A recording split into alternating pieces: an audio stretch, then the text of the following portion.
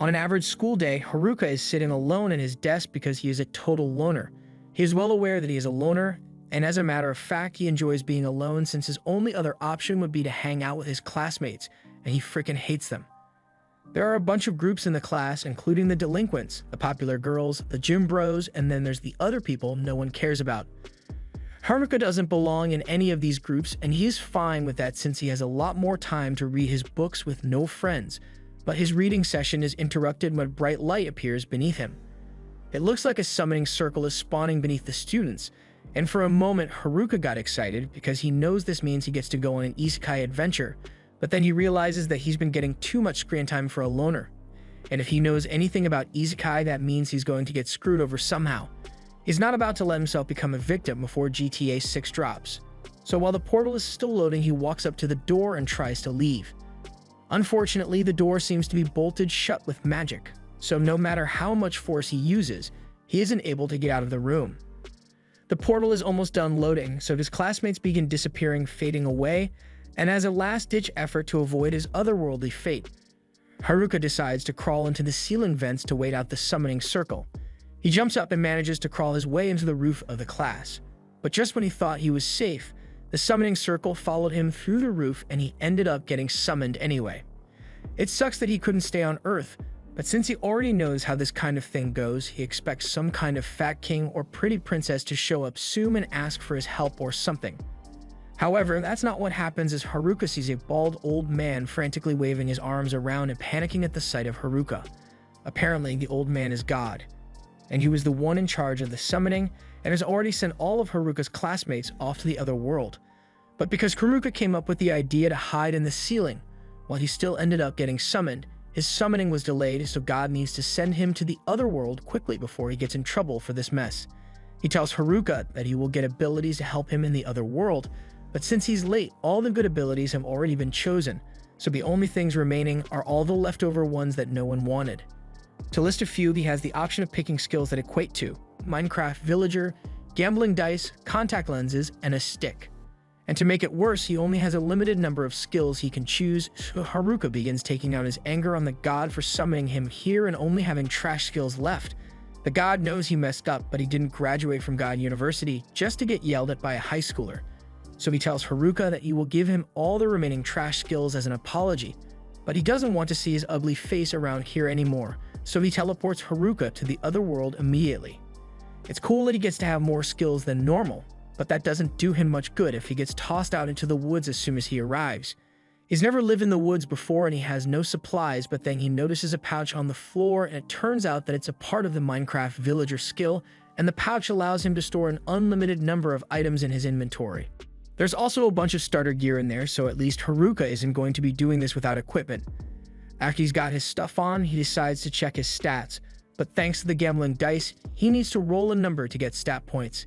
He just goes with it and throws the dice on the ground, so as a result he ends up with a score of M, and he has no idea what M means, so he just decides to put the M points all into his luck stat. To his surprise, when he opens his stat window, his luck stat is completely maxed out, making him wish he used it on something better. He continues looking through his stats, and to his surprise, aside from all the trash skills, he actually gained 2 unique skills as well. Because he was such a loner on Earth, he will be unable to form a party in this world even if he wants to. But in exchange, his second skill allows him to force monsters to serve him because he wouldn't be able to make any friends otherwise. Haruka is a bit disappointed that he won't get a chance to make a harem for himself, but it is what it is. Right now, he's more concerned with the fact that he doesn't see any of his classmates nearby, and he finds that strange since this is supposedly the starting location. But then again, he never cared about them before, so why would he care about them now? Right now, he needs to focus on getting supplies so he can live a good life out here in the woods, but that's a lot easier said than done when he can barely see anything with all the trees in the way.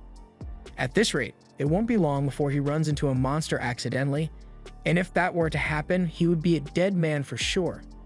Just then, Haruka remembers that he has a contact lens skill, so he puts on the contact lenses and suddenly he can see all kinds of information about his surroundings. It turns out that the contact lenses come with an inbuilt appraisal skill, and with it, he is able to easily traverse the forest and find some mushrooms that he can eat without dying. He decides to pick some, and thanks to his villager bag, he can take as many as he wants. He then goes over to the river nearby and uses his bag to fetch a little water to drink. But once he's done with that, something else catches his eye, so he wanders back into the forest where he finds a little cave. It looks too interesting for him to ignore, so Haruka says a little prayer in case there's a monster here that will attack him. And after that, he begins exploring the cave. Luckily, it looks like there aren't any monsters here, and this place is quite spacious, so he decides to make this his base of operations. He pulls out a tent and a magic lantern from his bag to set up camp, after which he then proceeds to light a small fire with his temperature control magic so he can stay warm for the night. Coincidentally, using his temperature magic once allowed him to unlock a new fire, and being wary of monsters made him acquire several detection skills as well, but Haruka's only attack skill is a stick, so he still needs to figure out a way to defend himself. The next morning, Haruka wakes up with a jolt, so nervously leaves his tent, and to his relief, it looks like there weren't any monster attacks overnight. He is safe all thanks to the anti-monster properties of his useless skill items. But even if he is safe from harm, it doesn't mean he's safe from her hunger, so he busts out a frying pan and cooks up some of the mushrooms he gathered yesterday. And if you're wondering where he got the frying pan, it was just sitting there in his villager bag along with a full set of kitchen knives and some beef jerky.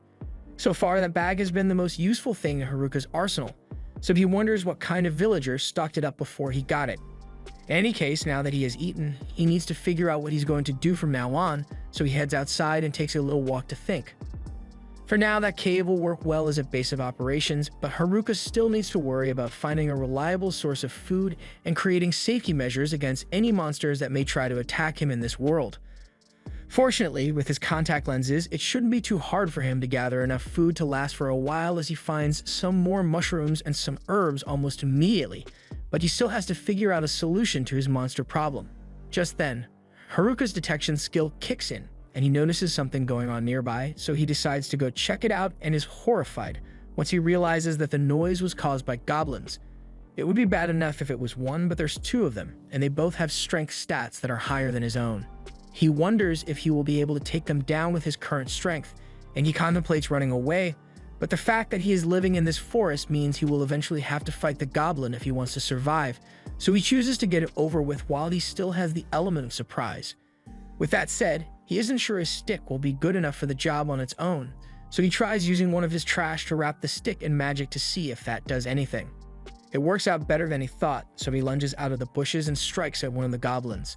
After smacking it on the head, the goblin is dazed and confused, but Haruka doesn't stop there and proceeds to beat the daylights out of it until it finally dies. That's one down, but Haruka still has to deal with the other one, so as it charges at him, he dodges out of the way of its attack. Now that he has gotten a feel for it, Haruka realizes that the goblin's attacks are actually really easy to predict, so he effortlessly evades it and then proceeds to smack it around before hitting it with a wave of magic.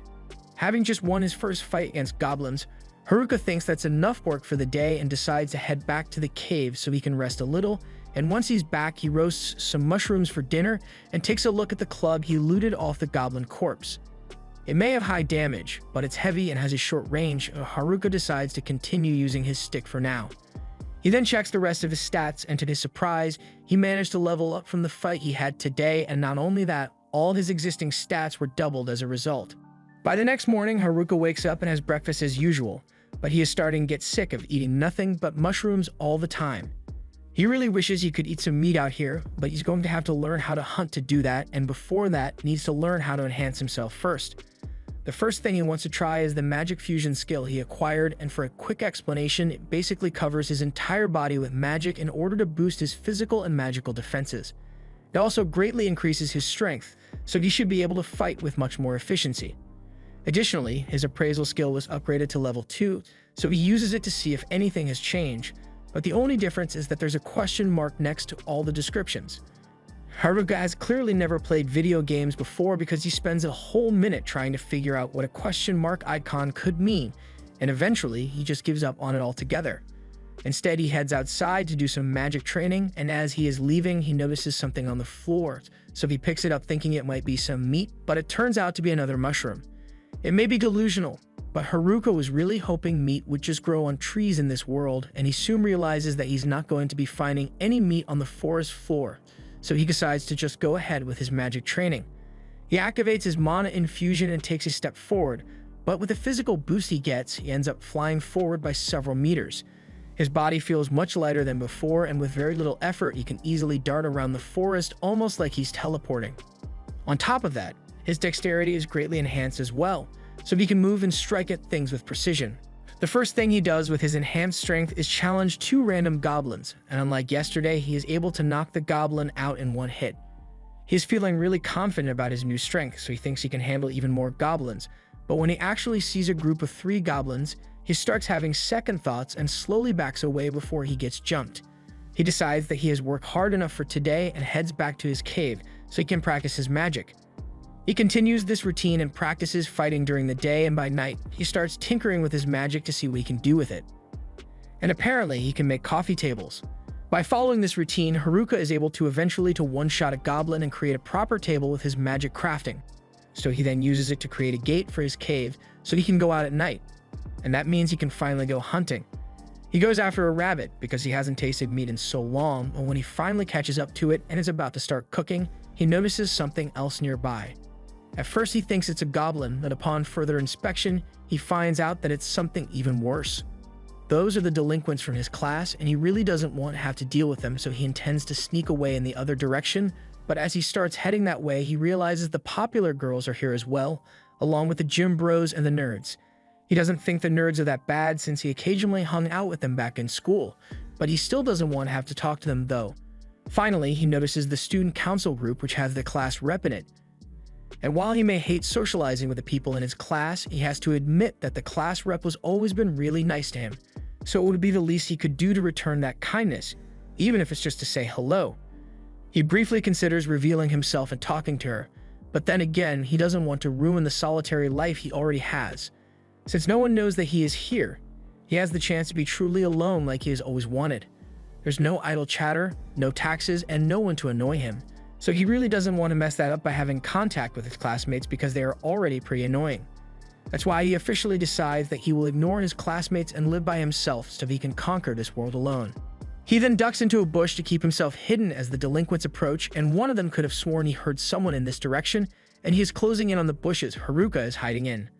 But as he checks inside, all he finds is the bunny, so he and the others continue walking. Haruka is relieved that they didn't find him, but he decides to follow them so he can figure out if they are planning something. He listens closely as the delinquents have a highly intellectual conversation about their class VP's chest, and Haruka is disappointed because he thought he would at least learn something useful from them. With no laws to stop them, Haruka is a little worried about what the delinquents might do to the girls, but he's sure the class rep will put a stop to whatever they are trying to do because she always does. However, Haruka soon overhears the delinquents talk about using a nerd called Tanaka for his ability so they can do whatever they want. The delinquents then get up to head back to camp, and Haruka can tell that they are up to no good, but he can't bring himself to intervene because that would require social interaction, and he is firmly against that. He heads back to his cave and starts grilling some mushrooms, but then he notices something that completely devastates him. His loner skill just leveled up, meaning even his status board recognizes him as a loner. This is probably because he chose to avoid his classmates, but still, it's not the worst thing that could happen. If anything, he would like to level up more because his overall level is still only 3. The main reason for this is that he has 2 skills that he can't level, his Jack of all trades and dummy skills. To be honest, he's not even sure what the skills do. Jack of all trades probably means he will be good at most things he tries, but he will never be able to become a master in any particular craft. And that's pretty straightforward. But as for the dummy skill, the best explanation Haruka can come up with is something to do with puppets, but he's not sure about it. He decides to give up on trying to figure it out for now and just eat his dinner, but he still really wishes he had some meat. Haruka calls it a day and goes to bed for the night, but as he is trying to get some sleep, he hears a huge ruckus outside, and he can't just ignore it, so he gets up to figure out what's going on. As he left his cave, he was expecting to see the delinquents up to no good again, but to his surprise, it was actually the nerds this time. They are currently fighting a bunch of goblins, and it looks like they are having a bit of trouble, so Haruka considers helping them out, but he changes his mind once he sees their stats. They've got skills that are way better than his, and they are all level 16 while Haruka is still level 3. He figures they'll be alright without him, so he turns to walk away, but just before he leaves, he spots 2 goblins sneaking up behind the group, and the nerds are already struggling as things are, so if they get attacked from behind, and they'll be wiped out for sure. Haruka is still on the fence about whether he should help them or not, But then he remembers the time the nerds shared their holographic Charizard with him, and he then decides that they are worth saving. He runs out of the bushes with a stick in hand, and he easily one-shots both goblins in one swing.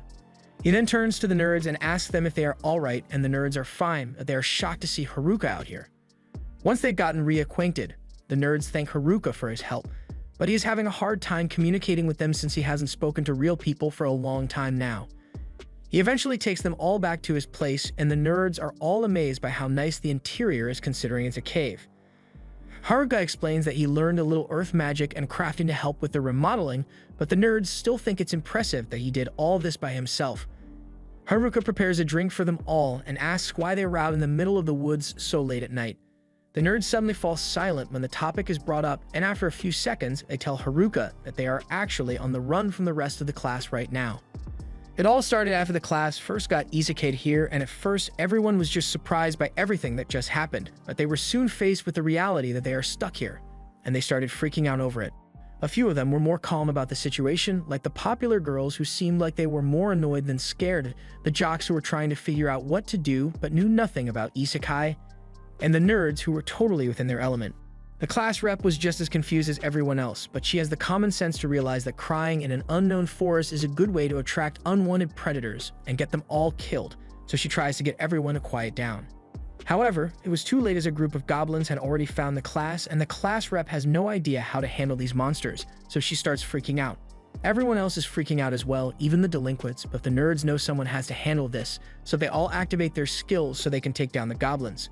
The gym bros join in to help, and soon enough, all the goblins have been defeated, but it still isn't safe to be out here, so the class rep gets everyone's attention and says they should all find somewhere safe to stay before they get attacked again. A little while later, the class settled on setting up camp by the river, and the nerds took it upon themselves to teach everyone how to survive in this world with all the isekai knowledge they possessed. The duties were evenly divided among all the members of the class, and everything seemed like it was going well until the popular girls suddenly said, "Nah, we don't want to do any work." The class rep tried to convince them that the work was necessary, and all they had to do was help set up the tents, but the girls just didn't want to bother with it. And since the popular girls weren't doing anything, the delinquents decided that they would be lazy as well, leaving the class rep and the nerds to do all the work instead. On top of that, the nerds went out of their way to handle all the monsters that would try to attack the camp, and while it seemed like a lot of work, they had to do this for their own sake. Back in the White Room, the nerds saw two particularly disturbing skills get chosen. One was the charm spell that grants control over people, and another troubling one was the puppeteer skill, which pretty much does the same thing.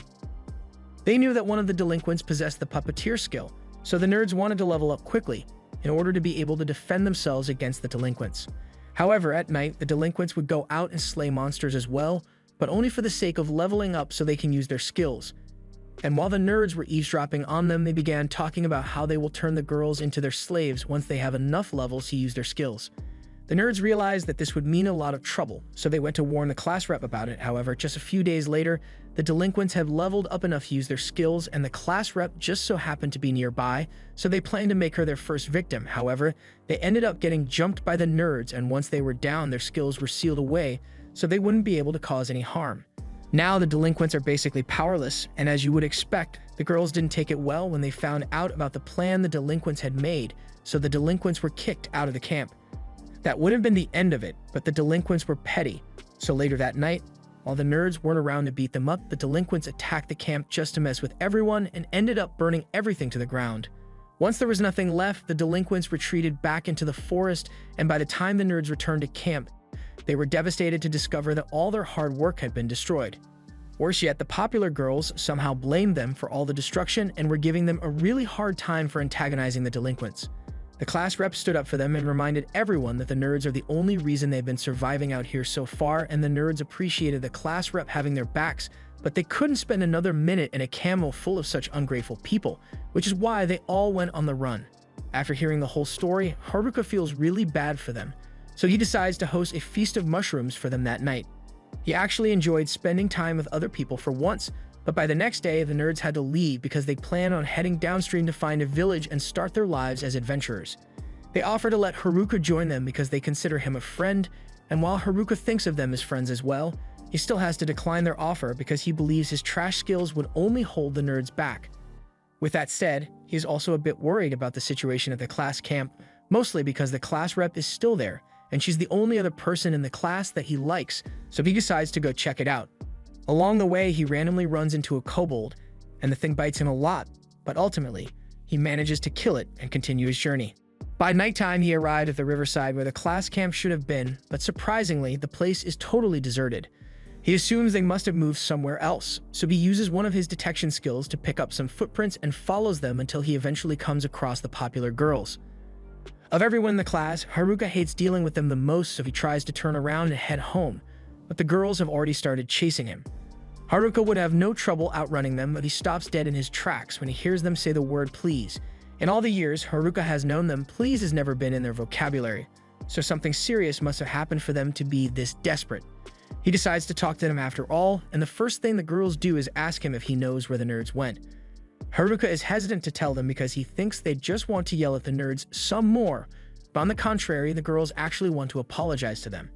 They now realize how much the nerds were doing for them, and they sincerely want to make amends for the way they treated them, but by now the nerds are long gone, so there's no way the girls would ever catch up to them.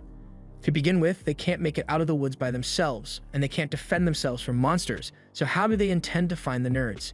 He asks them if they have the resolve to do whatever it takes to apologize to the nerds, but the girls break down crying because they know that they'll die in no time if they are left out in the woods by themselves. They plead with Haruka to teach them how to survive out here, and he is so stunned by their sudden request that he ends up agreeing to it without thinking. As a result, Haruka's subjugate ability activates, and all of a sudden, the girls have become his subservient followers. Now all they do is blankly stare at him and finish off monsters whenever Haruka gets into a fight, and then they pull out the magic crystal and present it to him like puppies looking for praise. Haruka really isn't happy with how things are going, but for now, he notices that one of the girls has a small injury on her arm, so he hands her a healing potion he made so she can recover. However, she just uses it on him instead. He's getting really sick of how the girls only do things for his benefit now, and he is really worried about how he's going to explain this to the class rep if he runs into her, and right on cue, the class rep just so happened to be walking through that part of the woods at the moment. Once the class rep gets Haruka's attention, Haruka panics because he doesn't know what to say to her, and come to think of it, he doesn't actually know what her name is. They've been in the same class since elementary school, and the class rep has always been nice to him, so she can't believe he never bothered to learn her name. A few moments later, the rest of the girls from the class show up since everyone aside from the popular girls are following the class rep's orders. Speaking of the popular girls, class rep notices them standing behind Haruka, but they look like they are currently sharing a single brain cell, so class rep thinks Haruka must have done something to them. He would like to say he's innocent, but the fact of the matter is that even if he didn't mean to do it, his skill turned the girls into his servants and he doesn't know what to do about it. He tries his best to explain the situation without making himself seem like the bad guy, but none of the girls actually believe him, so Haruka gives up on trying to prove his innocence and turns to walk away. Unfortunately, class rep forces him to stay while she checks on Shimazaki to make sure she's alright, and luckily, a little shaking is all it took for the subjugation to be undone, so Shimazaki tells class rep that she's alright. Class rep is relieved to hear that, and Haruka thinks that means he can leave now. But class rep still wants to find out how the whole subjugation thing happened in the first place, so she refuses to let Haruka go yet. While the girls are talking, Haruka is left alone by a tree, and since he's got nothing to do, he decides to try practicing his magic so he can expand his house once he gets home. He begins trying to figure out how to make a basement, but he messes it up and accidentally buried himself in the ground from the neck down. He's stuck like that until the class rep finds him, and she is shocked to find him buried in the dirt when she just asked him to wait a few minutes, but boredom can make a guy do crazy things. She goes over Haruka's head to grab him so he can get out of the dirt, and once he is free, she apologizes for not trusting him since Shimazaki told her that he was just trying to help everyone. Haruka doesn't recall ever saying he would help everyone, but class rep and the other girls are already thanking him, so he decides to just go with it. Since everything has been settled, he wants to head back home, but the girls start getting mad because he wants to leave them out in the wilderness without helping at all. Class rep realizes Haruka just mentioned having a home, so she asks him about it, and Haruka explains that he had some spare time on his hands, so he just kind of built a house. Class rep can't believe he managed to build an entire house by himself, while they've been struggling to manage a camp, and the other girls are extremely impressed as well, so they call a meeting and begin talking amongst themselves. Class rep asks how many people Haruka's house can accommodate, and from the way he designed it, it would fit about 200 people, but you have to move some furniture around and empty the indoor pool though. Class rep is really jealous of how well Haruka is doing for himself, and as much as she hates to bother him, she asks if she and the other girls can stay with him for the night since they are all currently homeless. Haruka freaks out because it's one thing to invite guys to stay over for the night, but this is an entire class worth of girls, and he's having a hard time controlling himself.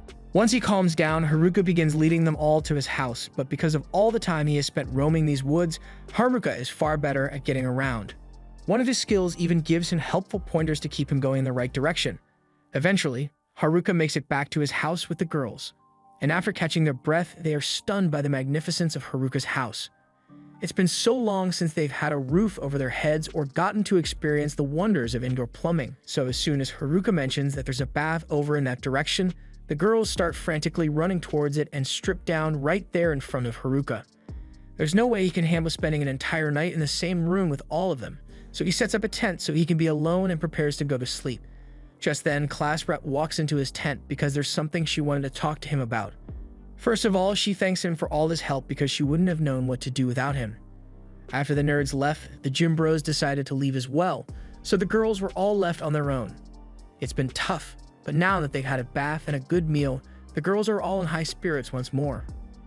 Still, even though the things worked out eventually, class rep feels like she has failed as a representative because she couldn't do anything to help the class's situation by herself. Haruka thinks she's being a little too hard on herself because up till now, she's been the one protecting the girls and kept them together. That may be true, but class rep says they just got lucky because they didn't run into any monsters out there, but if they had, she would have been powerless to protect the class, unlike the nerds. Again, Haruka doesn't think she is being fair to herself because the nerds have practically spent their whole lives preparing for this situation, so it's natural that they would be able to handle themselves well. However, on her end, this was the first time he had ever even heard about isekai, so all things considered, she has been doing pretty well. Class rep feels a lot better after hearing him say she did a good job, although her accomplishments still seem insignificant compared to Haruka, who created a functioning household in just a week. She wishes him a good night and heads back inside, but with everything that happened today, there's no way Haruka is getting any sleep tonight. Early the next morning, Haruka wakes up and finds one of the girls sitting outside his tent and asking him to get up because breakfast is ready. It takes him a minute to realize what's going on, but when he finally does, he freaks out a little and says he actually wants to sleep in a little longer. The girl doesn't accept his answer and crawls on top of him to convince him to get out of bed, so Haruka gives up and asks what's for breakfast. He was expecting the usual mushroom soup with a side of extra mushrooms, but to his surprise, breakfast is actually fish today, and he is so excited that he accidentally headbutts the girl.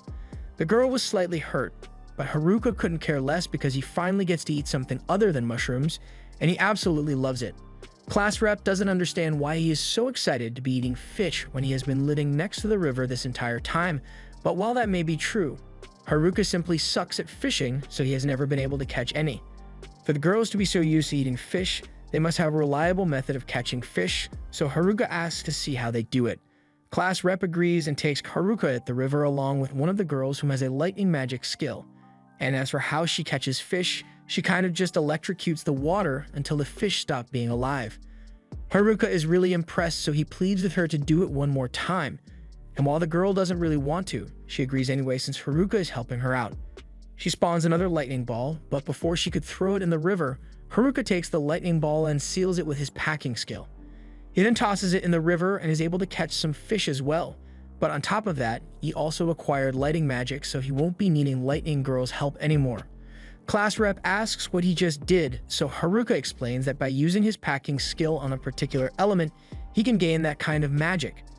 It's probably an effect caused by a combination of his many skills, which is definitely useful, but he still doesn't think it's impressive since he still only has a bunch of useless skills. While the other girls are playing in the river, Haruka sits with class rep and asks what she and the other girls plan to do after this. Class rep says the details still aren't certain yet, but they plan to head for the nearest village to try and catch up with the nerds. However, they are going to need to level up if they plan to make it out of this forest on their own, so Haruka offers to help them train before they leave. A short while later, all the girls are gathered out in the forest, and before Haruka begins his training camp, he says he would like to know what their current levels are.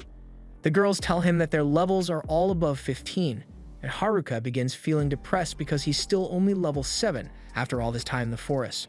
He's honestly starting to doubt that the girls even need his help to begin with, so he decides to give them a small test and sets them up to fight a bunch of kobolds to see how well they do. The girls think this will be a piece of cake since the kobolds are only level 6, but a few moments later, they've all had their asses handed to them and are down for the count. The girls had no idea that the kobolds would actually fight back, so they all head back to regroup and think of a new strategy. And for some reason, the strategy meeting is taking place in Haruka's magic tent. They can all fit since Haruka's tent is able to expand, but he still has no idea why they chose to come here. After a little deliberation, the girls head back out and they are sure they won't lose this time. Haruka is glad that they seem motivated, but he honestly doesn't think they'll be able to win this time either. Once they've left, the girl from this morning approaches Haruka and says she wants to apologize for her behavior this morning. She was intentionally getting close to him just to see if he would try to take advantage of the situation if given the chance. She admits that she didn't trust him at first, but he gave them a place to stay, food to eat, and is even helping them learn how to fight, so she feels like she can trust him, and she'll be back to wake him up tomorrow with his breakfast. Haruka is glad she trusts him and says he's looking forward to seeing her tomorrow, although he doesn't know her name, so he's just going to call her Fish Girl. The next morning, Haruka is happy to receive a fish from Fish Girl, but then he hears the other girls talking about going out to fight kobolds again for revenge. But before they can leave, class rep calls them back and says they need to train first because they are definitely going to lose again if they go back to fight now. She suggests they should practice by fighting goblins, but when they actually start a fight against the goblins, it doesn't go well for the girls. Despite this loss, some of the girls still think they are ready to fight the kobolds, although a bunch of them pretend to be sick to avoid having to fight anymore. Haruka doesn't think this is going to end well, so he is prepared to intervene if necessary. However, to his surprise, the girls actually learnt from their mistakes against the goblins and worked together to take down the kobolds. Class rep congratulates them all on their victory, and Haruka is relieved because this means the girls can handle themselves and won't need to stay with him anymore. He believes he can finally get back to his life as a loner, but class rep comes over and thanks him for agreeing to come with them to the nearest village. He knows for a fact he never said he would join them, but class rep is really insistent, so he caves in and agrees to go with her. A little while later, everyone has packed their stuff and they are ready to leave the forest, but Haruka reminds them that they don't know what they might run into out there, so they should all keep their guard up. At the same time, in a different part of the forest, one of the boys from the class is seen running for his life when he makes the mistake of turning around and trips over a rock. He is now cornered by his attacker and has nowhere to run, so he ends up getting strangled to death on the spot. Haruka's top priority right now is ensuring the safety of the girls since the delinquents are sure to come after them, and to do that, he needs to get them out of the forest. A little while later, Haruka runs into a giant orc, and he sees this as a good opportunity to teach the girls how to defend themselves properly, so he tells them to stand back and watch how he handles it. He charges at the orc with his stick, so the orc raises its club and tries to clobber him into the ground, but when it looks down, it realizes our boy isn't there anymore. Haruka is currently hiding behind a tree, and with how slow the orc is, it will never hit him. But if Haruka wants to fight back, he needs to think of a plan.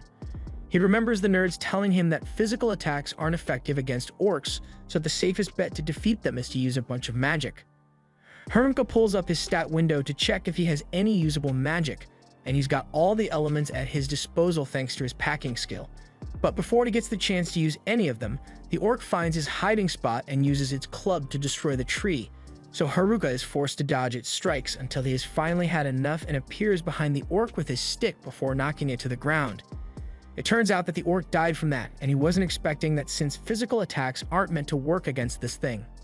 The girls are upset because they didn't actually get to learn anything from him one-shotting the orcs, so Haruka apologizes and says he will use magic to defeat the next one so they can learn.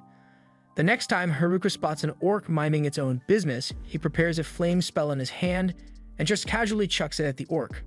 As the spell collides with the orc's face, the monster goes down and doesn't get back up again.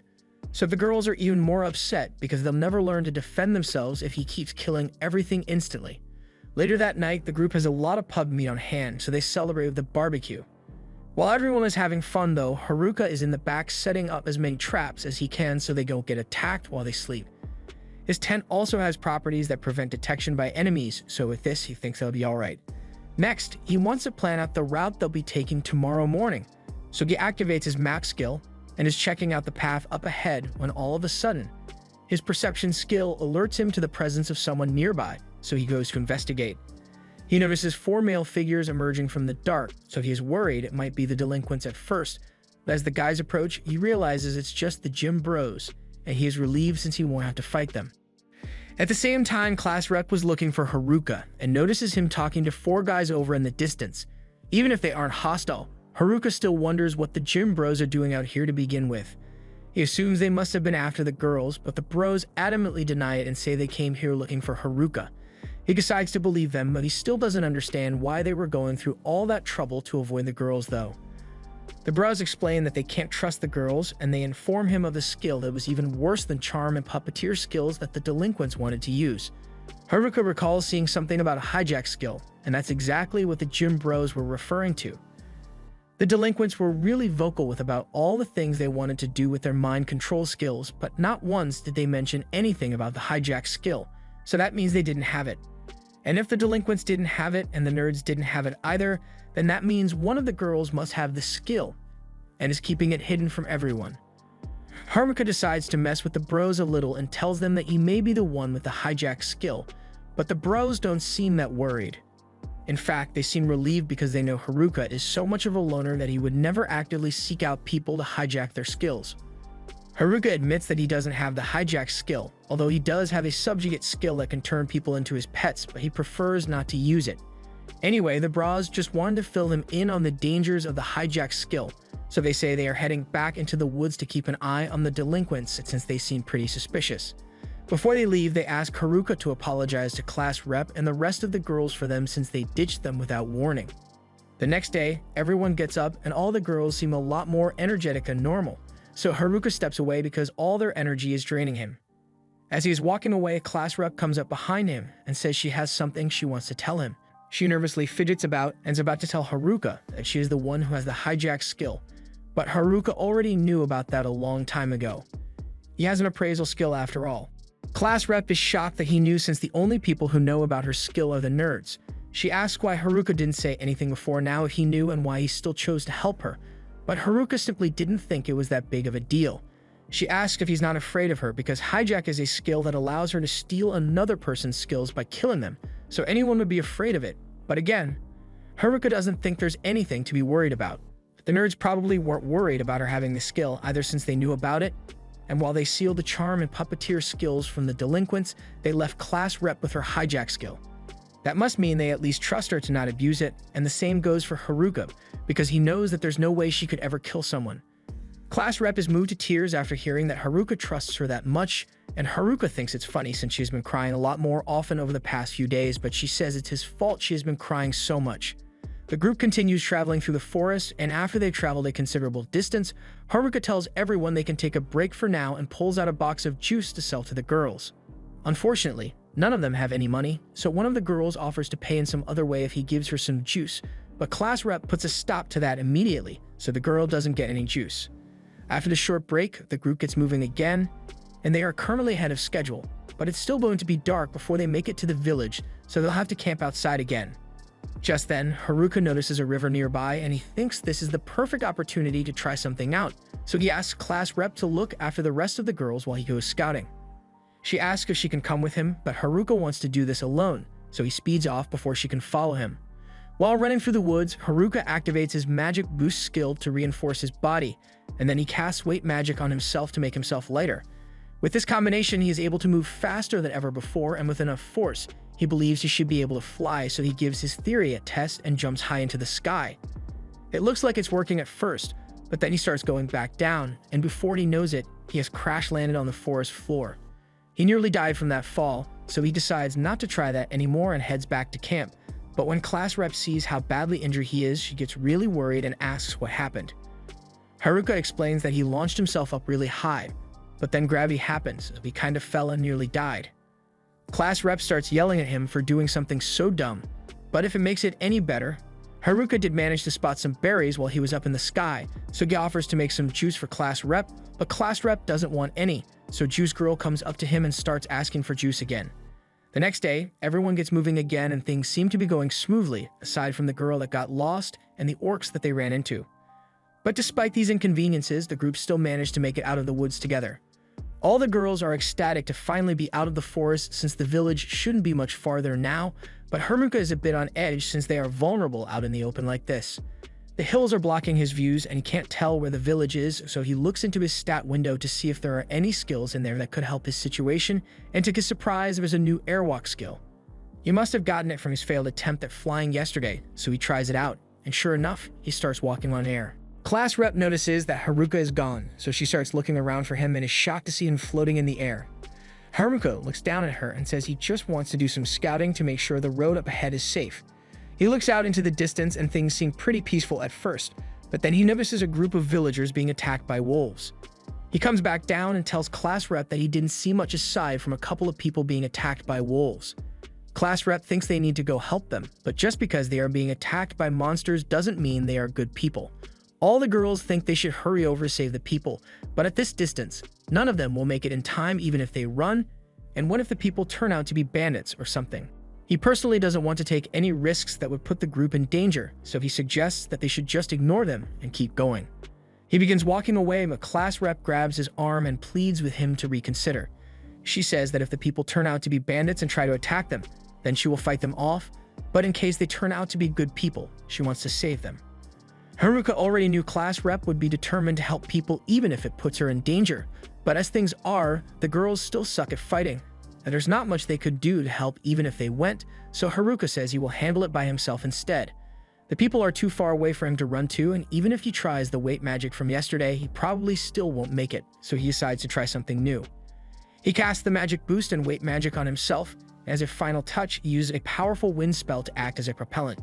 The spell is so powerful that class rep ends up getting caught in it. But Haruka doesn't notice, so he blasts off and is headed straight for the villagers. While using airwalk to keep himself airborne, Haruka notices something tugging on his cape, so he turns around and is shocked to see class rep hanging onto him for dear life. She is terrified and explains that she got sucked in by his wind spell, and they are way too high up for her to let go at this point, so she's tagging along for the ride. As they start getting close to the villagers, class rep tells Haruka to stop, but about that, he never actually thought of a way to stop, so they end up crash landing in the middle of the fight between the villagers and the wolves. As a result, class rep is knocked out, all the wolves are instantly killed, and the people are left in utter disbelief.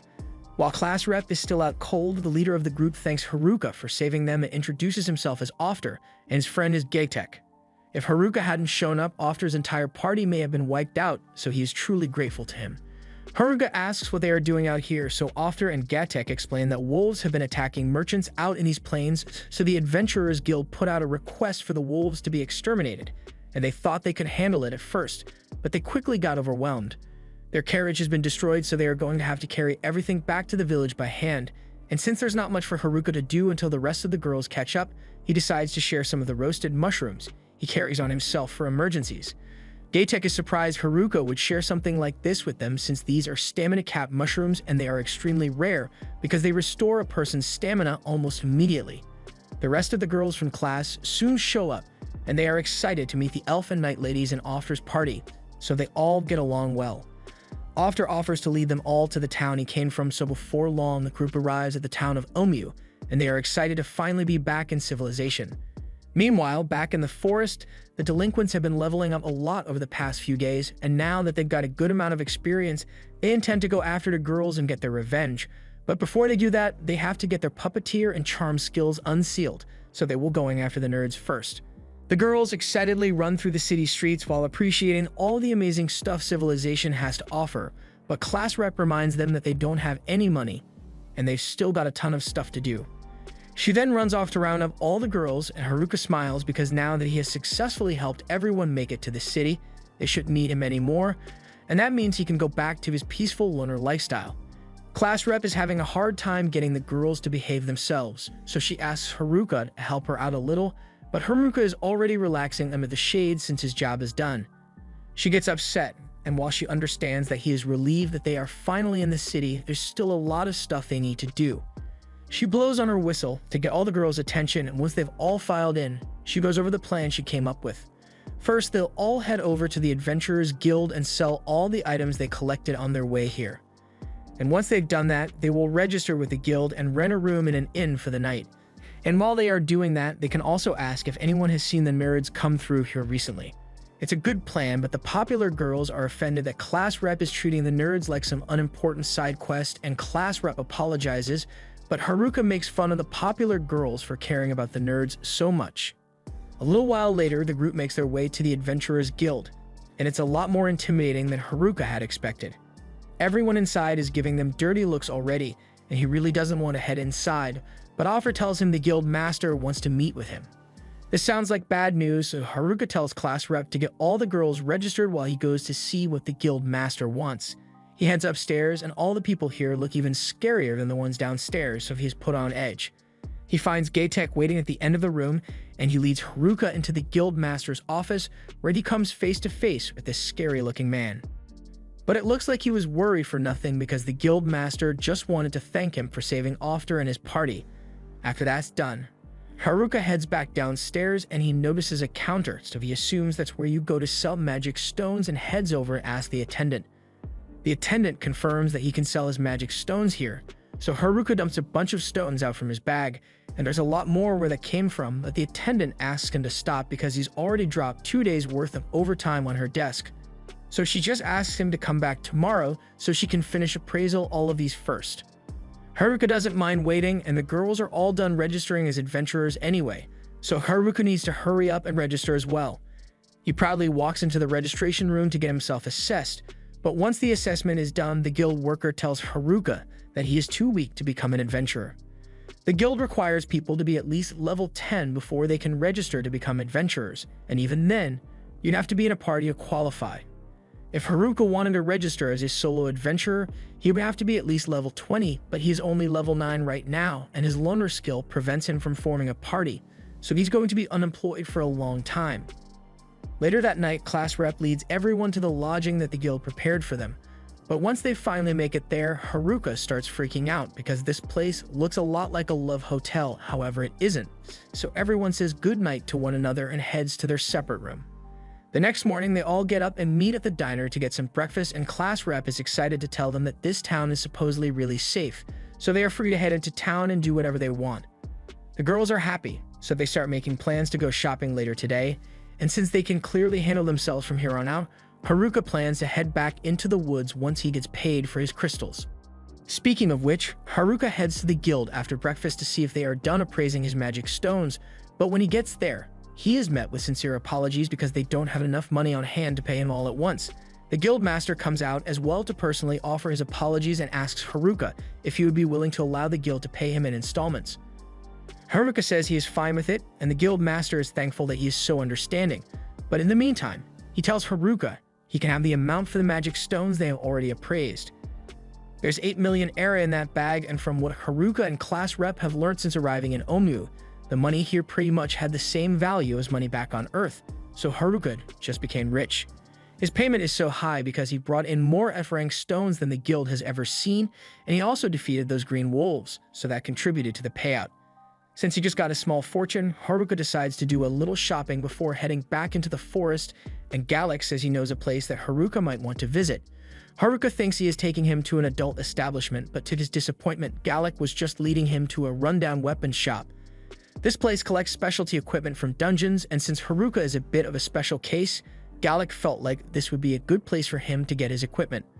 The place may look sketchy, but he assures Haruka that the stuff here is really high quality.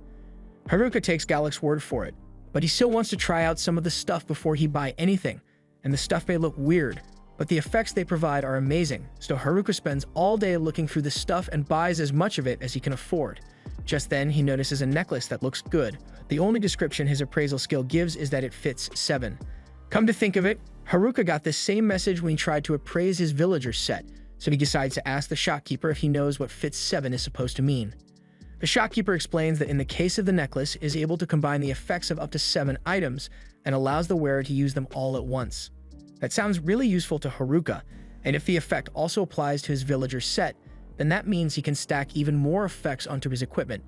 It's about to begin sorting through all the items for the best effects to combine, but just then, class rep shows up and starts yelling at him for staying out so late. Haruka realizes that he has been here for a while, but he still has a lot more stuff he wants to try out. However, as he is holding one of the items, it suddenly starts reacting, and before he realizes it, all the items in front of him get combined into one. The shopkeeper is understandably pissed because Haruka hasn't actually paid for anything yet, and all the stuff cost him well over 10 million to acquire. Haruka starts panicking because he doesn't have that much money, so Galak pleads with the shopkeeper to accept Haruka's 8 million instead. The next day, Haruka is sulking over the fact that he just wasted all his money, so now he is completely broke. He would like to go outside and gather some more crystals, but people aren't allowed to leave town to hunt monsters unless they are registered as adventurers, and he already tried to sneak out with some of the girls, but class rep caught him and started yelling at him some more, and he has the perfect plan to sneak out without class rep spotting him. His villager cloak was combined with an invisibility cloak, so with this, he should be able to make it out of the city unnoticed. He sneakily walks past class rep and the other girls, and he feels bad for leaving them without saying anything. A class rep would definitely try to stop him if she found out.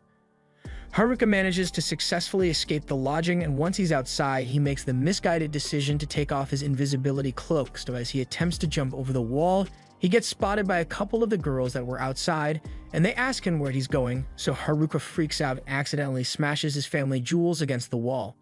He falls back to the ground and yells at the girls for startling him like that, but they say that he just wanted to know why he was jumping over the wall. Haruka recognizes the girls as part of the athletic group, but one of them is missing, so he uses his perception skill to locate her. And to his horror, he discovers that she is about to strip naked in the middle of the street. Haruka and the athletic girls all rush over to stop her, but even though they manage to get to her before she could completely undress, Haruka's escape plans have been ruined. The next day, all the girls are heading out to complete a quest for the guild, and Haruka asks if they will let him join them. A class rep refuses because she doesn't trust him after he tried to ditch the crew yesterday. She assures him that they will be back in no time, and Haruka says he will wait. But as soon as class rep and the others have left, he starts smiling because he has no intention of waiting for them. He has learned from his mistake yesterday, so he keeps his cloak on and waits until he is outside the city gates before he takes it off. He has officially made it out of the city, and nothing is stopping him from making it back to his house in the forest, but as he is running, he notices a bunch of destroyed buildings over in the distance. Normally, this would be a long side quest, but Haruka just wants to get back to his house, so he completely ignores it. He also sees a horde of goblins, which would be a great source of experience if he took the time to slaughter them. But once again, he just wants to head back to the forest. Now this time, as he is running, he notices a carriage being attacked by bandits. And this is pretty hard to ignore, especially since the people inside are asking for his help, but ultimately, he decides to just ignore it and keep moving.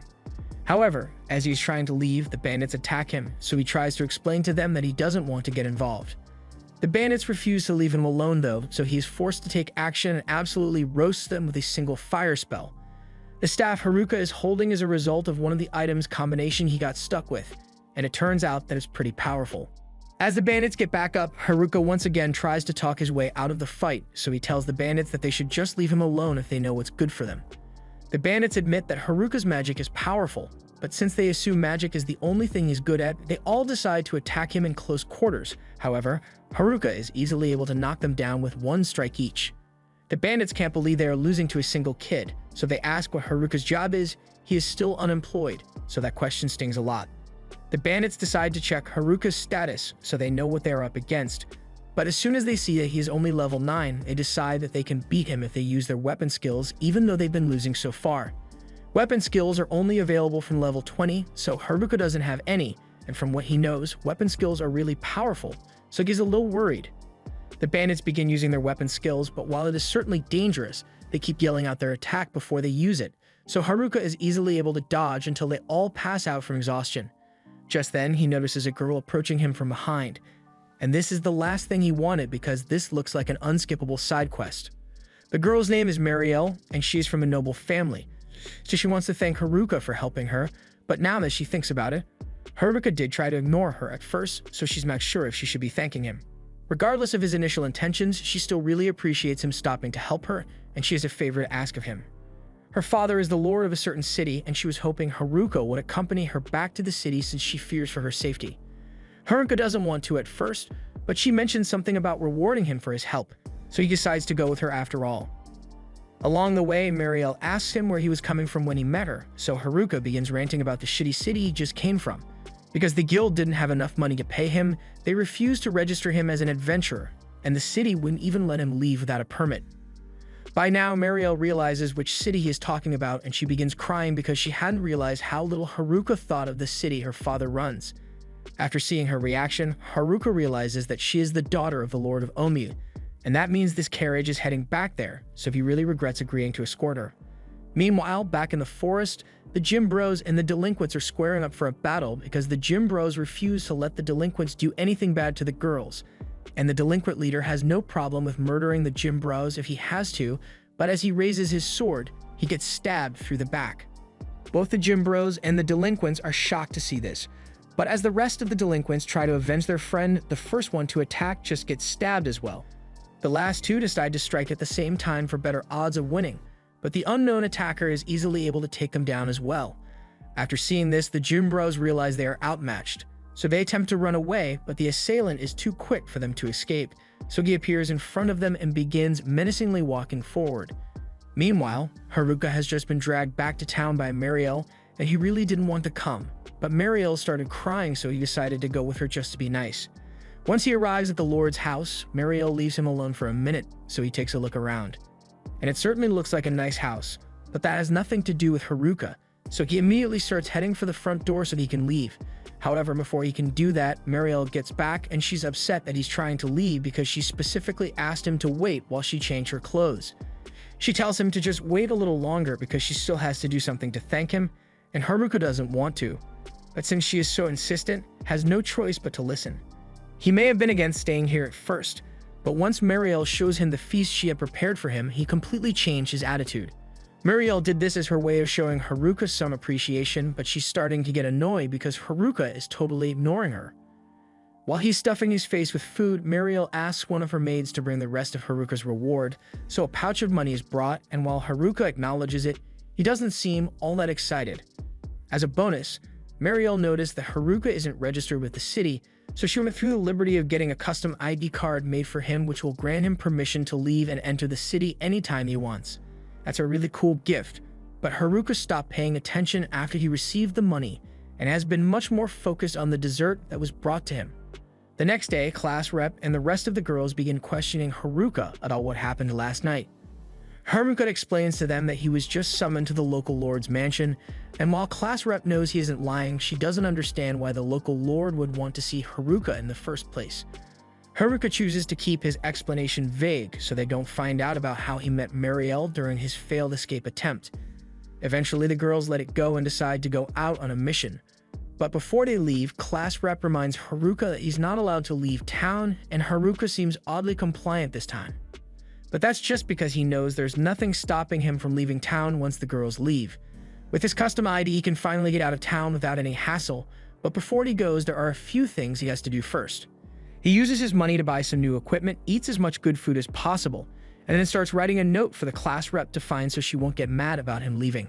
He writes down that he's going back to the forest to check on the gym bros, and while he's just writing it as an excuse, he really is worried about those muscle heads.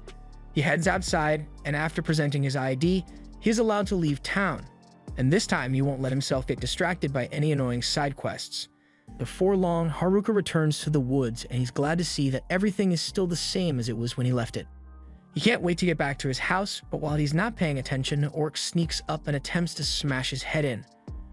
Fortunately, Haruka's stats are way too high for something like that to work on him, so he just one-shots the orc with his staff.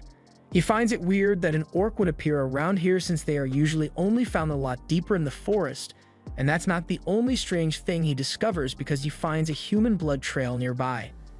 He knows the blood couldn't have come from the nerds since they are too strong to lose to anything in the forest, so he assumes it must have come from one of the gym bros. He begins tracking the blood trail until he eventually finds the gym bros all bloody and bruised under a tree. At first he thinks they are dead, but once he gets closer, he realizes they are still breathing, so he dumps every healing potion in his inventory on them until they eventually regain consciousness. They begin explaining everything to Haruka, and while Haruka had initially thought the jocks were attacked by the delinquents, he is shocked to be told that all the delinquents are actually dead. Haruka asks if the nerds were targeted as well, but the jocks have no idea, although it doesn't seem likely since the nerds left the forest a long time ago. They can tell that Haruka intends to go after the person who did this, so they warn him that Tanaka is insanely strong now, so much so that they barely lasted a couple of seconds against him. Plus, he stole all their overpowered weapons, so now he's even stronger than he was before. They think he must have been planning this whole thing from the moment the class got teleported here, and they don't know if they'll be able to stop him, but they know who his next target is going to be. Of all the students left alive, the most likely target is going to be Class Rep since she has the hijack skill. Haruka certainly thinks it's possible that Tanaka will go after her for her hijack skill, but the only people who knew about the skill were Class Rep, the nerds, and Haruka, so he wonders how the info got out. The jocks were only able to figure it out because Tanaka kept asking for Class Rep's location, and when they couldn't give him the info he wanted, he beat them up within an inch of their lives. They didn't want to go looking for Class Rep since that would put her in danger, so they came to the area around Haruka's house in hopes that he would find them before they died. With how strong he is, they are sure they'll be able to win if they all fight together, but Haruka doesn't know if he really wants to get involved in a battle like this in the first place. He specifically wanted to avoid side quests, but if Class Rep is being targeted, he has no choice but to put a stop to it. However, he makes it clear to the jocks that this is a battle that he will be fighting alone. The jocks try to talk him out of it since going alone is insanely risky, but when they see the look in his eyes, they realize he is serious about it, so they agree to let him go alone. Haruka tells them they should just head to town in the meantime and meet up with the rest of the girls, and while they are there, they had better apologize to Class Rep for ditching the group earlier. As the jocks leave, Haruka thinks to himself that it might have been beneficial to have them fight with him, but he can't risk having all of them fight at once since if Tanaka manages to overpower them, there would be no one left to warn the girls. The safest option is for him to tackle this alone and to make sure he's ready for the battle when he eventually faces Tanaka. At the same time, back at the village, Class Rep is worried sick after realizing that Haruka has left the city. The other girls tell her there's nothing to be worried about since Haruka will definitely come back. Back in the forest, Haruka is thinking over his game plan against Tanaka because the jocks told him that Tanaka has incredibly powerful weapon skills. Even the weapon skills of no-name bandits are frightening, but something Haruka learned after dealing with them is that a weapon skill animation can't be cancelled for it is started, so if Tanaka tries to use a weapon skill on him, he will have to try and take advantage of that weakness. To do that, he wants to try getting himself a new skill, but that means he's going to have to level up. Just then, Haruka notices a bunch of goblins that were attracted by the blood of the jocks, and these ones are pretty high level, so he takes them all out for experience. However, he is still unable to level up. He wishes he could go up against something stronger so he can get more experience points, and just as he says this, a Goblin King shows up, so gets ready to take it down. The Goblin King is strong and its attacks are also really fast, but Haruka is able to jump out of the way at the last second. A single strike from this thing would be fatal, and Haruka doesn't have the time to counterattack without getting hit, so he's forced to come up with a new strategy. He uses his warp skill to combine a bunch of his other skills into a brand new one, and with this new skill, he's able to dash past the Goblin King and defeat it in an instant. He's really glad to see that his idea to combine different skills worked out so well, but in the middle of his celebration, a terrifying presence appears behind him, so he's forced to fall back and prepare for another fight. This monster is a Goblin Emperor, and it's already at level 50 while Haruka is still only level 9, so he doesn't think there's any way he can beat this thing if he fights it head-on. His only option is to try out his combined skill again, so he activates it and charges straight at the Goblin Emperor. The second he is within range, Haruka strikes at it, but his special skills do absolutely nothing to hurt it. The Goblin Emperor gets back up as if nothing happened, and then it starts striking at Haruka with incredible speed. It's clear that the Goblin Emperor is using weapon skills since its attacks are way too powerful, so Haruka looks for an opening in the attack animations so he can launch a counterattack. He manages to find the opening and strikes the goblin in the chest, sending it flying backwards. But even though he did a considerable amount of damage to it, the goblin begins healing itself. If regular attacks aren't going to get him anywhere in this battle, Haruka thinks he's going to have to make up another combined skill. But before he can do that, the Goblin Emperor uses one of his weapon skills and launches powerful slashes at Haruka. Haruka barely manages to block the attack, and with all these injuries, his chances of winning aren't looking good, but he has to keep going if he wants to become strong enough to protect his friends. He gets back up and charges at the Goblin Emperor in a desperate attempt to defeat it. And by the time morning comes, Haruka is the last one standing, and because of his efforts, he's gained 2 levels. Now that he is level 11, Haruka heads back to his house to check out his status window. Just as he expected, his new level has granted him several new skills, but he's not sure if it will be enough for him to beat Tanaka in a fight. Still, with his made-up skill, he is able to attack in a split second to take advantage of the weapon skill animation, so he's just going to have to hope things work out in his favor. Later that evening, outside Haruka's house, Tanaka shows up, and Haruka has been waiting for him. Haruka remembers Tanaka being bullied by the jocks when they first got here, but it turns out he was just playing along so he could get his revenge in the end. While Tanaka and Haruka face off, the girls have just returned to Onui after a long day of adventuring, and as they walk back, they notice a couple of guys sitting outside the walls. They soon realize that it's the jocks, and they are glad to see them, but they are also really worried because the jocks are in pretty bad shape. Class rep remembers Haruka saying he was going to check on the jocks in his note, so she asks them if they know where he is, so they tell her that Haruka is currently fighting in the woods to protect them all. Back in the woods, Tanaka is disappointed to learn that Haruka is the only one here since he was hoping to class rep instead. He even went through all the trouble of getting the delinquents to cause trouble and split up the class. Haruka realizes Tanaka has been behind everything so far, and Tanaka intends to kill as many people as it takes to get what he wants, but he doesn't see Haruka as much of a threat, so he decides to leave the loser alone and go looking for class rep so he can steal her hijack skill. However, even if he doesn't particularly like his classmates, he still wants to protect them, so he holds his staff up to Tanaka's neck and says, "You shall not pass." Tanaka is annoyed that a nobody like Haruka is standing in his way, but he is more than willing to kill him if Haruka wants to ruin his plans. Tanaka creates a shockwave and launches at Haruka, so Haruka raises his hands to defend himself. Before he left the White Room, Tanaka saw that there were only trash skills left on the skill board, so even if he doesn't exactly know what skills Haruka has, Tanaka is sure he must be superior to someone like him. Tanaka then uses his magic to conjure and launch several rocks at Haruka, but as Haruka tries to defend himself again, Tanaka uses a metal skill to hinder his movements, so Haruka is frozen in place for a second and just barely able to dodge out of the way before the rocks could crush him. Even though he can still move, he is a lot slower than normal as a result of Tanaka's skill, and Tanaka intends to take full advantage of Haruka's debuff, so he begins spawning crystal spikes beneath him. Haruka manages to evade all the spikes by jumping side to side, but he won't be able to keep this up for much longer. Tanaka commends Haruka for surviving this long against him, but before he finishes Haruka off, he has one question he wants to ask.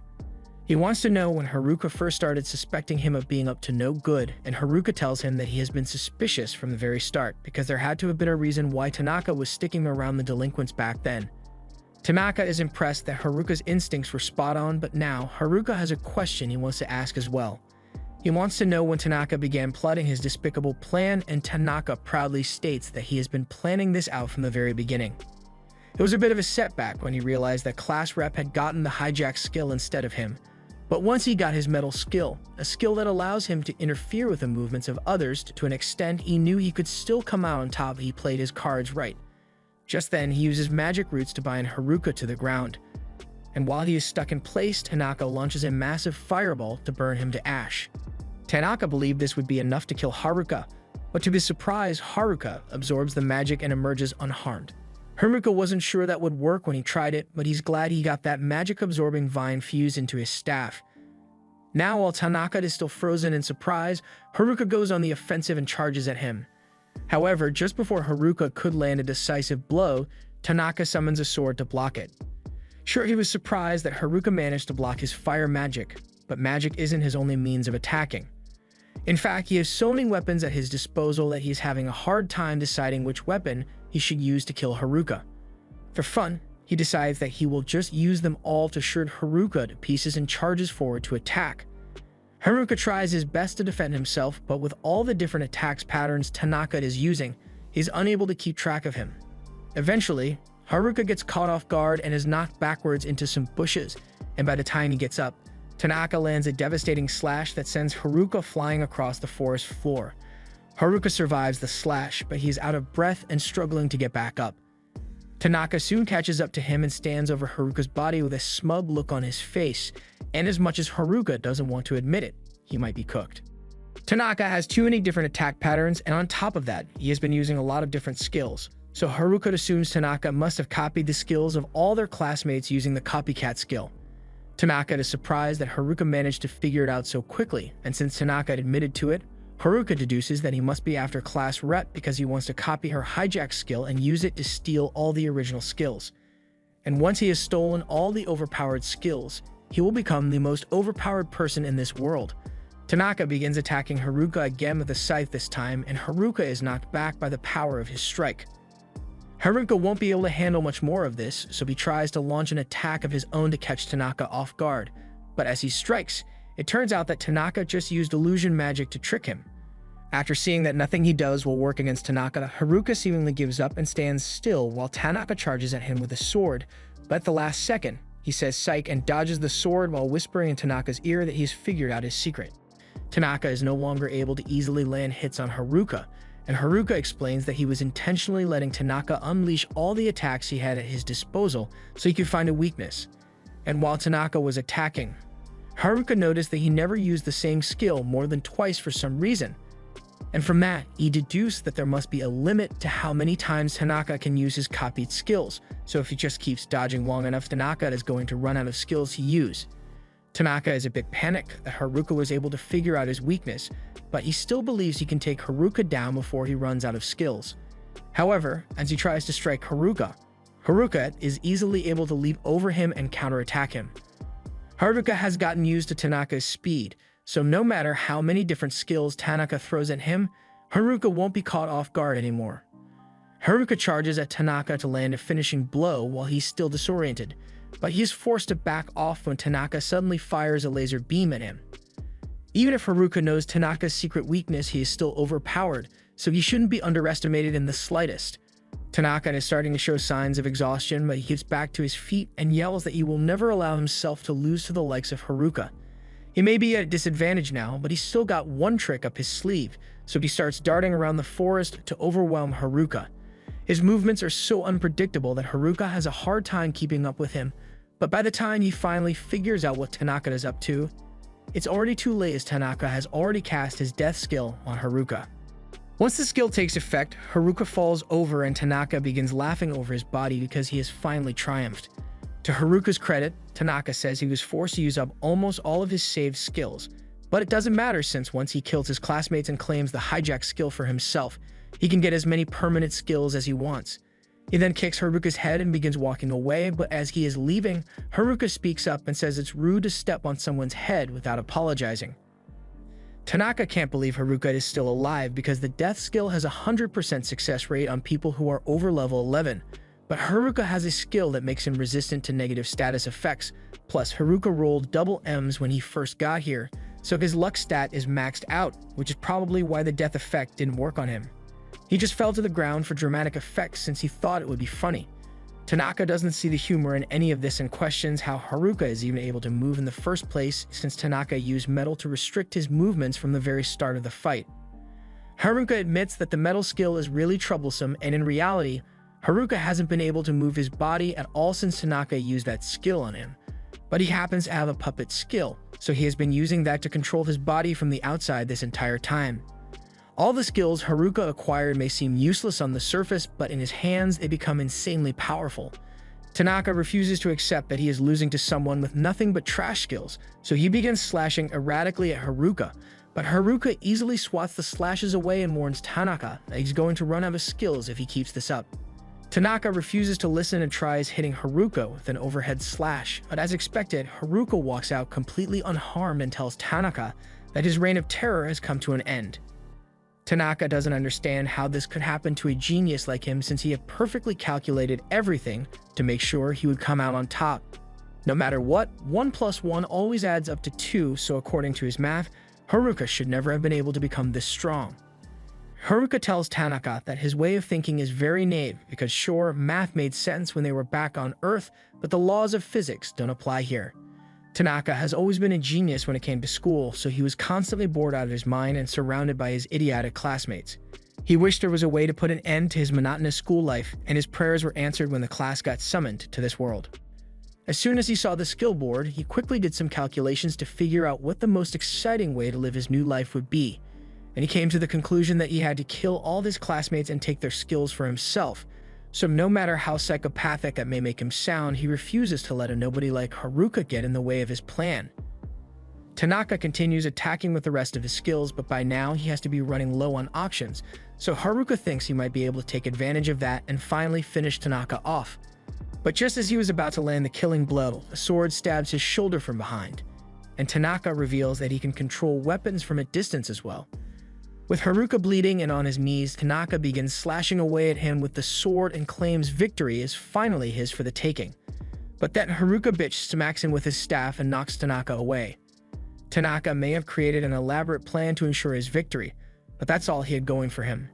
His copy skill was overpowered from the start, so he never had to put any effort into learning to adapt like Haruka did, and that's why he's going to lose. Tanaka desperately tries to stab Haruka with his sword skill, but Haruka is way ahead of him and takes him out with his made-up skill.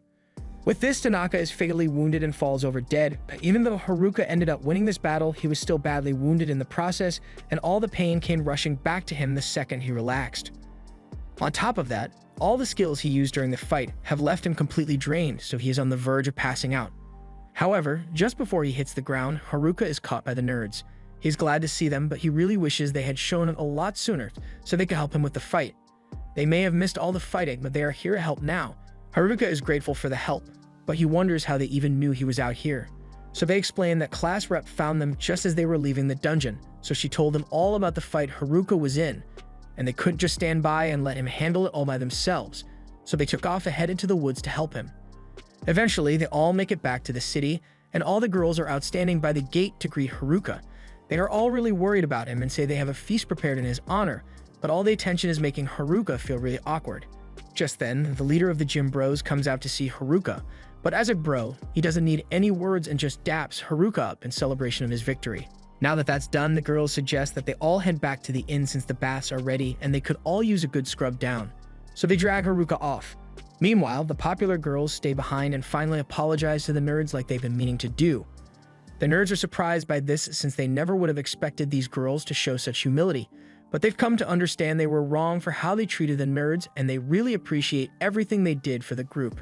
It looks like all the story arcs have been wrapped up quite nicely, so Haruka believes there's no need for him to stay here any longer, so he begins slinking away to return to his life in the woods. However, before he could get away, class rep spots him and asks where he thinks he's going. She was so worried that he might end up dead from his fight, and now that he's finally back, he's trying to leave again. Haruka apologizes, so class rep says it's fine as long as Haruka doesn't try to ditch them again, and this time all the girls will be watching him, so there's no way he's getting away from them again. The next day, Haruka wakes up after having a strange dream and heads downstairs where he is greeted by the nerds. From the looks of it, they are going to head into the dungeon again today, and Haruka is a bit curious since they've been dungeon diving a lot lately. The nerds admit that there's a particularly rare item they are looking for, and it only drops in the dungeon, which is why they've been so busy lately. Haruka asks them about what the item does, and basically it's gonna get them their own harem. The nerds have been here for almost a month, and not a single baddie has come their way, so they're going to use the harem raid to fix that. They head off on their adventure, and while a harem raid definitely sounds cool, Haruka has no need for one since he just wants to get back to living his life as a loner. Unfortunately, there's one person standing in the way of that, and she seems really mad for some reason. Haruka freezes in his tracks and asks class rep what she's mad about. He already got yelled at by all the girls yesterday, but class rep hasn't gotten the chance to personally yell at him yet. She begins yelling at Haruka for doing something so dangerous and not taking her with him, completely ignoring the fact that she was Tanaka's target to begin with. Haruka just apologized to get this over with and agrees to inform her the next time he plans on risking his life. Class rep seems satisfied after he says this, so she turns and begins walking away, and Haruka is left on the floor wondering how things got to this point. If he doesn't figure something out soon, he's never going to be able to get back to his loner lifestyle in the woods, but that's when he comes up with an amazing idea. If he hits all the girls with a harem ray, they'll all like him too much to get mad at him. And if they won't get mad, he'd be free to leave. With that, he has made up his mind and plans to head into the dungeon today. At the same time, in the Lord's mansion, Mariel is a little worried because her father has been overworking himself recently. She tries to get him to relax with some tea, but he can't afford to relax just yet, as there have been several sightings of monsters in the area, and it is leading to a fall in merchant activities all over the town. So as the Lord, he has to do something about it. Just then, a guard runs into the room and he's got really bad news to deliver. A horde of monsters has just appeared near the dungeon. Coincidentally, Haruka happened to run into this horde of monsters, and while he wasn't expecting to have to fight anything before getting to the dungeon, he's always up for a quick warm-up.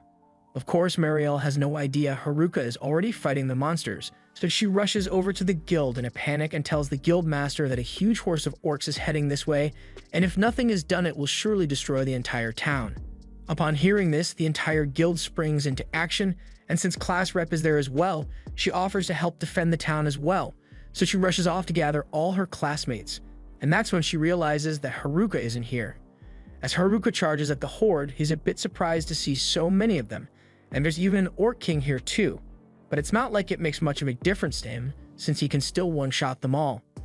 Back in town, all the adventurers in the city assemble at the gate, expecting to have the fight of their lives, but all the monsters that were heading their way have already been dispatched, and Haruka has just finished wiping the Orc King off the face of the earth. Now that he's done with that, he takes a moment to think, since it's pretty strange that this many orcs showed up at once, but at the same time he doesn't really care, so he decides to forget about it and continues heading for the dungeon. He eventually locates the dungeon building and sneaks past the guard to get in without having any human interaction. Once he's inside, Haruka is amazed by how detailed the dungeon interior is, but he can't afford to let himself get distracted because he's got a very important mission to complete. He begins looking for the Harem Ray, but he doesn't really know what it looks like, so he just wanders aimlessly until he comes across a random treasure chest in the middle of the hall. He's really excited and opens it expecting to find some really cool items, but to his dismay, after using his appraisal skill to check their stats, he finds out that everything in the chest is a piece of junk. He keeps going through the dungeon and finds more stuff, but it's all just junk as well, so Haruka eventually gives up on trying to find the Harem Ray on his own and decides to ask that weird merchant if he knows anything about it once he gets back to town. Back at the town, everyone has been standing at the gate for hours now waiting for the orcs to attack, and they are starting to think Mariel might have been lying, but all of a sudden, they see something coming from the smoke.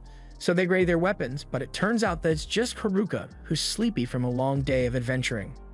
Haruka has no idea what's going on here or why everyone looks so tense, so class rep runs up to him and tells him about the horde of monsters that are heading for this village. She also asks him where he has been all this time, but Haruka can't exactly tell her that he's looking for a Harem Ray, so he just remains silent. Gatek asks Haruka if he saw any orcs on his way back here, and now that he mentions it, Haruka remembers slaughtering a horde of orcs earlier today, and for some reason, everyone is angry at him for it. Both the guild master and Mariel say they are thankful that he defeated the orcs, but they can't approve of him doing something as dangerous as fighting a horde of monsters by himself. The guild master tells him that there have been reports of increased monster activity, including monsters making their way out of the dungeon. So there's a serious possibility that they may experience a dungeon stampede in the near future, and that's why he wants Haruka to promise that he won't do anything reckless anymore. Once Haruka is back in his room, he thinks about everything that happened today, and now that he's got the guild master and Mariel on his case as well, it's going to be even harder for him to get out of town without someone nagging him about it. The next day, he heads over to the magic item merchant, and the guy is not happy to see Haruka at all after what he did last time, but Haruka assures him that he's not here for magic items today. All he wants to do is ask a question. He asks where he can find the Harem Ray, and while the merchant doesn't know of any Harem Rays, he does know about the Rize ring that boosts your charisma. That sounds exactly like the kind of thing Haruka is looking for, so he asks the merchant where it's located since it's not anywhere on the first floor of the dungeon. The merchant tells him there's no way an item like that would be on the first floor to begin with because someone would have already picked it up. It must be somewhere around the 50th floor of the dungeon, which no one has ever explored. There are 100 floors in total, but it's not a simple task to descend these floors since you must defeat each floor boss as you go. There's still a lot of stuff that remains unknown about the dungeon, but if Haruka intends to go down there, the merchant tells him that he's going to have to stock up on potions and recovery items, so Haruka runs off to do just that. But all the while the nerds were listening in on Haruka's conversation, and as soon as they learn that he's after the Rize ring, they immediately go to class rep to snitch on Haruka. Once class rep finds out about the Rize ring, she and the other girls get really worried because if Haruka ends up with something like that, they'll like him too much to say no to him, and then he'd be able to do whatever he wants. No matter what, they have to make sure Haruka doesn't get that ring, so they all set out to stop him. After stocking up on supplies, Haruka was on his way to the dungeon, but all of a sudden, his perception alerted him to the presence of several people behind him, so he turned around and found class rep and the entire class pulling up on him. He stops and asks class rep what everyone is doing here, but class rep counters and asks him what he's doing here today. She tells him she knows he is after the Rize ring, but Haruka denies it and makes up a lie, saying he's actually after the tree's ring, a ring that would allow him to talk to animals.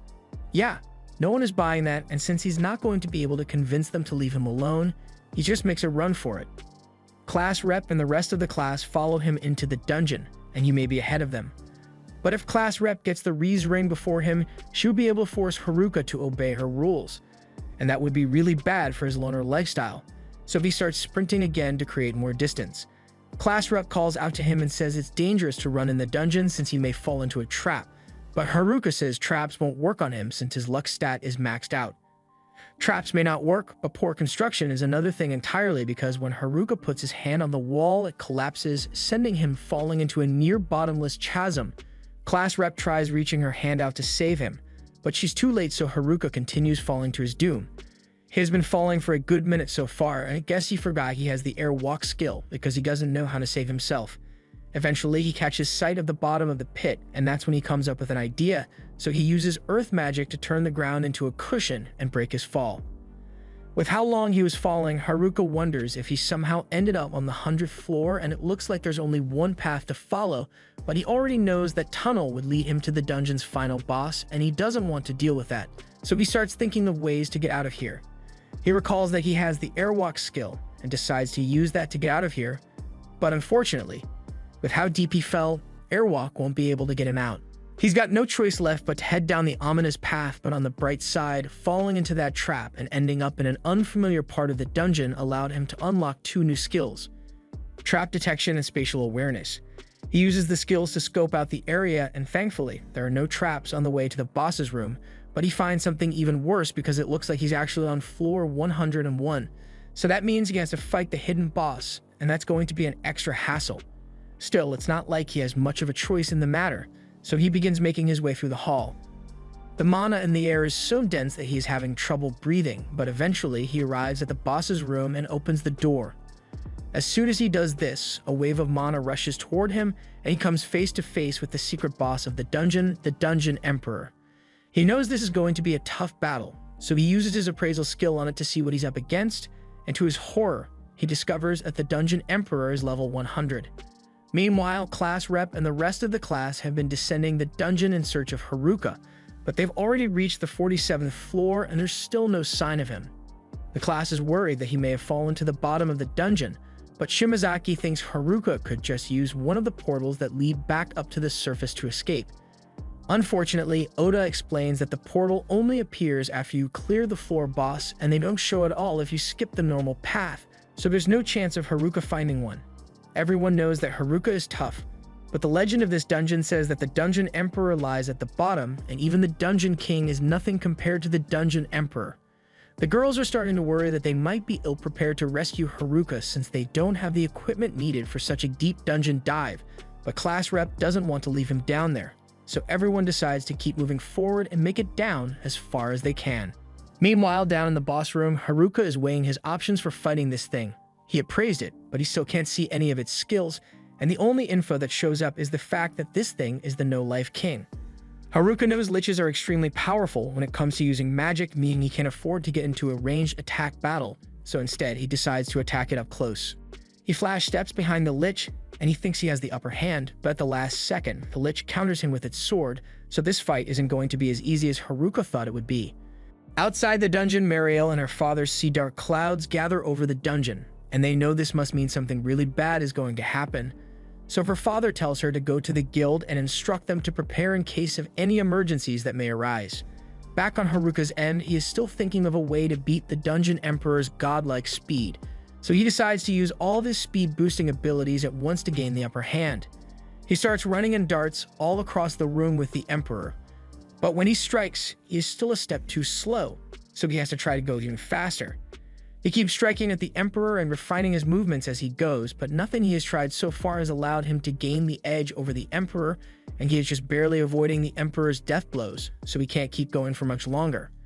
Due to the intense battle, Haruka's contact lenses unlocked a new ability of foresight, so Haruka is now able to see flashes of the future, but even with a foresight warning, if he lets his guard down for even a second, Haruka is going to die. He doesn't have many options here, so he resolves to just keep attacking like his life depends on it, because it does. After the fight has dragged on for quite a while, Haruka is starting to have fun, but at the same time, his body is not having fun because his knees give out and he starts panting heavily. All this fighting has completely drained his stamina and magic reserves, so he is on the verge of losing consciousness. Meanwhile, the Dungeon Emperor looks like it's just getting started. Haruka forces himself to get back on his feet, but he can barely move, so if the Emperor attacks him now, he's done for. Only the Emperor isn't actually attacking him anymore. Haruka knew from the start the Dungeon Emperor was no ordinary monster, but now that he thinks about it, doesn't sense any bloodlust coming from it, not even a little bit. That means this thing hasn't been taking the fight seriously this entire time, and Haruka takes offense to that, so he gets up and charges at the Emperor one more time, but he is still outclassed in speed and ends up with a sword to his neck. The Dungeon Emperor could have killed him right there, but it didn't, and Haruka doesn't understand why it doesn't want to finish him off. Just then, Haruka notices that there's a lot of miasma swirling around the Dungeon Emperor, and it looks pretty sinister, so there's a possibility that the Dungeon Emperor is being forced to fight by the miasma. As he realizes this, his staff begins glowing and absorbing the miasma, so while Haruka has no idea why the hell his staff has the ability to do this, he just goes with it, and begins attacking with the intention of absorbing all the miasma. After a couple of swings, he manages to take out the concentration of miasma, and after it has all been absorbed, the Dungeon Emperor lowers its sword and just stands there. It looks like Haruka was right about it being forced to fight, and now he understands that the Dungeon Emperor has been looking for someone to put an end to its life so it would be free from the control of the miasma. That's why it didn't finish Haruka off when it had the chance, because it hoped Haruka would be the one to put an end to its suffering. Even though Haruka got rid of the miasma controlling the Emperor, there's still a ton of ambient miasma in the area, so sooner or later the Emperor is going to end up under the control of the darkness again. So Haruka needs to do something before that happens.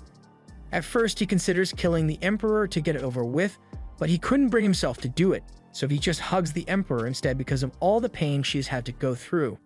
Coincidentally, this activates Haruka's subjugation skill, so the Emperor gets subjugated, and while he didn't intend for this to happen, it works out great because the Emperor can't be controlled by the darkness if she's being controlled by Haruka.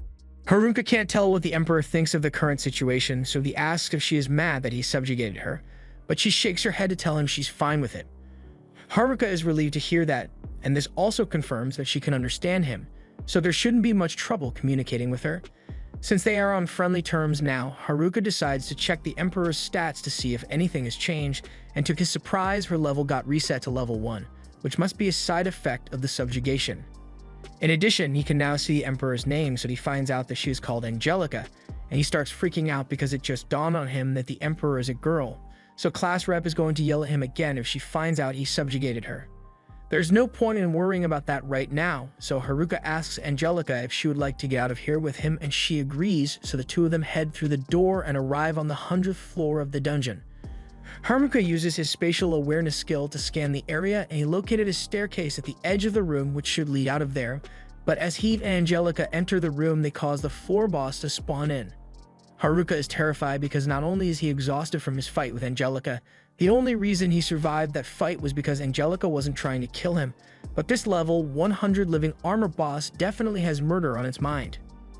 Haruka would really like to get to the staircase without having to fight, but then he comes up with an idea to avoid the boss altogether. He prepares his earth magic and uses it on the ceiling to cause it to collapse, and he was planning to use airwalk to climb through the hole, but then he notices two minotaurs giving him a death glare. Just to make sure he knows what he's getting into, he appraises the monsters, and he is mortified to find out that they are level 99. It looks like he just made matters worse for himself because the minotaurs jump down to attack him as well, but luckily, they end up landing right on top of the living armor, so all three monsters lose a ton of HP, and Haruka seizes the opportunity to finish them off, and while he's picking up the magic crystals, he notices that Angelica is looking at the leftover armor the monsters dropped, so he tells her she can have it if she wants. Angelica excitedly puts the armor on, but it's a little too bulky for her, so Haruka doesn't think it's going to be a good fit. However, the armor suddenly begins to glow and changes its form to fit Angelica perfectly. Haruka is relieved that it fits her so well since she won't have her naked bones exposed anymore, but he is a little concerned since it's a set of magic armor they found in the dungeon, so he says he's going to appraise it to make sure it's safe. And let's just say the armor is not safe at all. It has the curse of binding on it, so now that Angelica has it on, she's never going to be able to take it off. Angelica gets mad that Haruka didn't warn her about this earlier, but she was already a skeleton, so it's not like she had many options for clothes anyway. Meanwhile, on the 50th floor, Haruka's classmates are still desperately looking for him.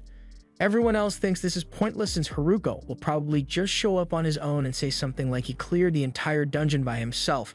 And while that definitely sounds like something he would do, class rep doesn't want to sit around and do nothing, so she leads everyone to the boss room so they can keep searching for him. But as soon as she opens it, they're all horrified to come face to face with a giant Cyclops as the floor boss. Back in the city, Mariel arrives at the guild and informs the guild master that something strange is going on in the dungeon.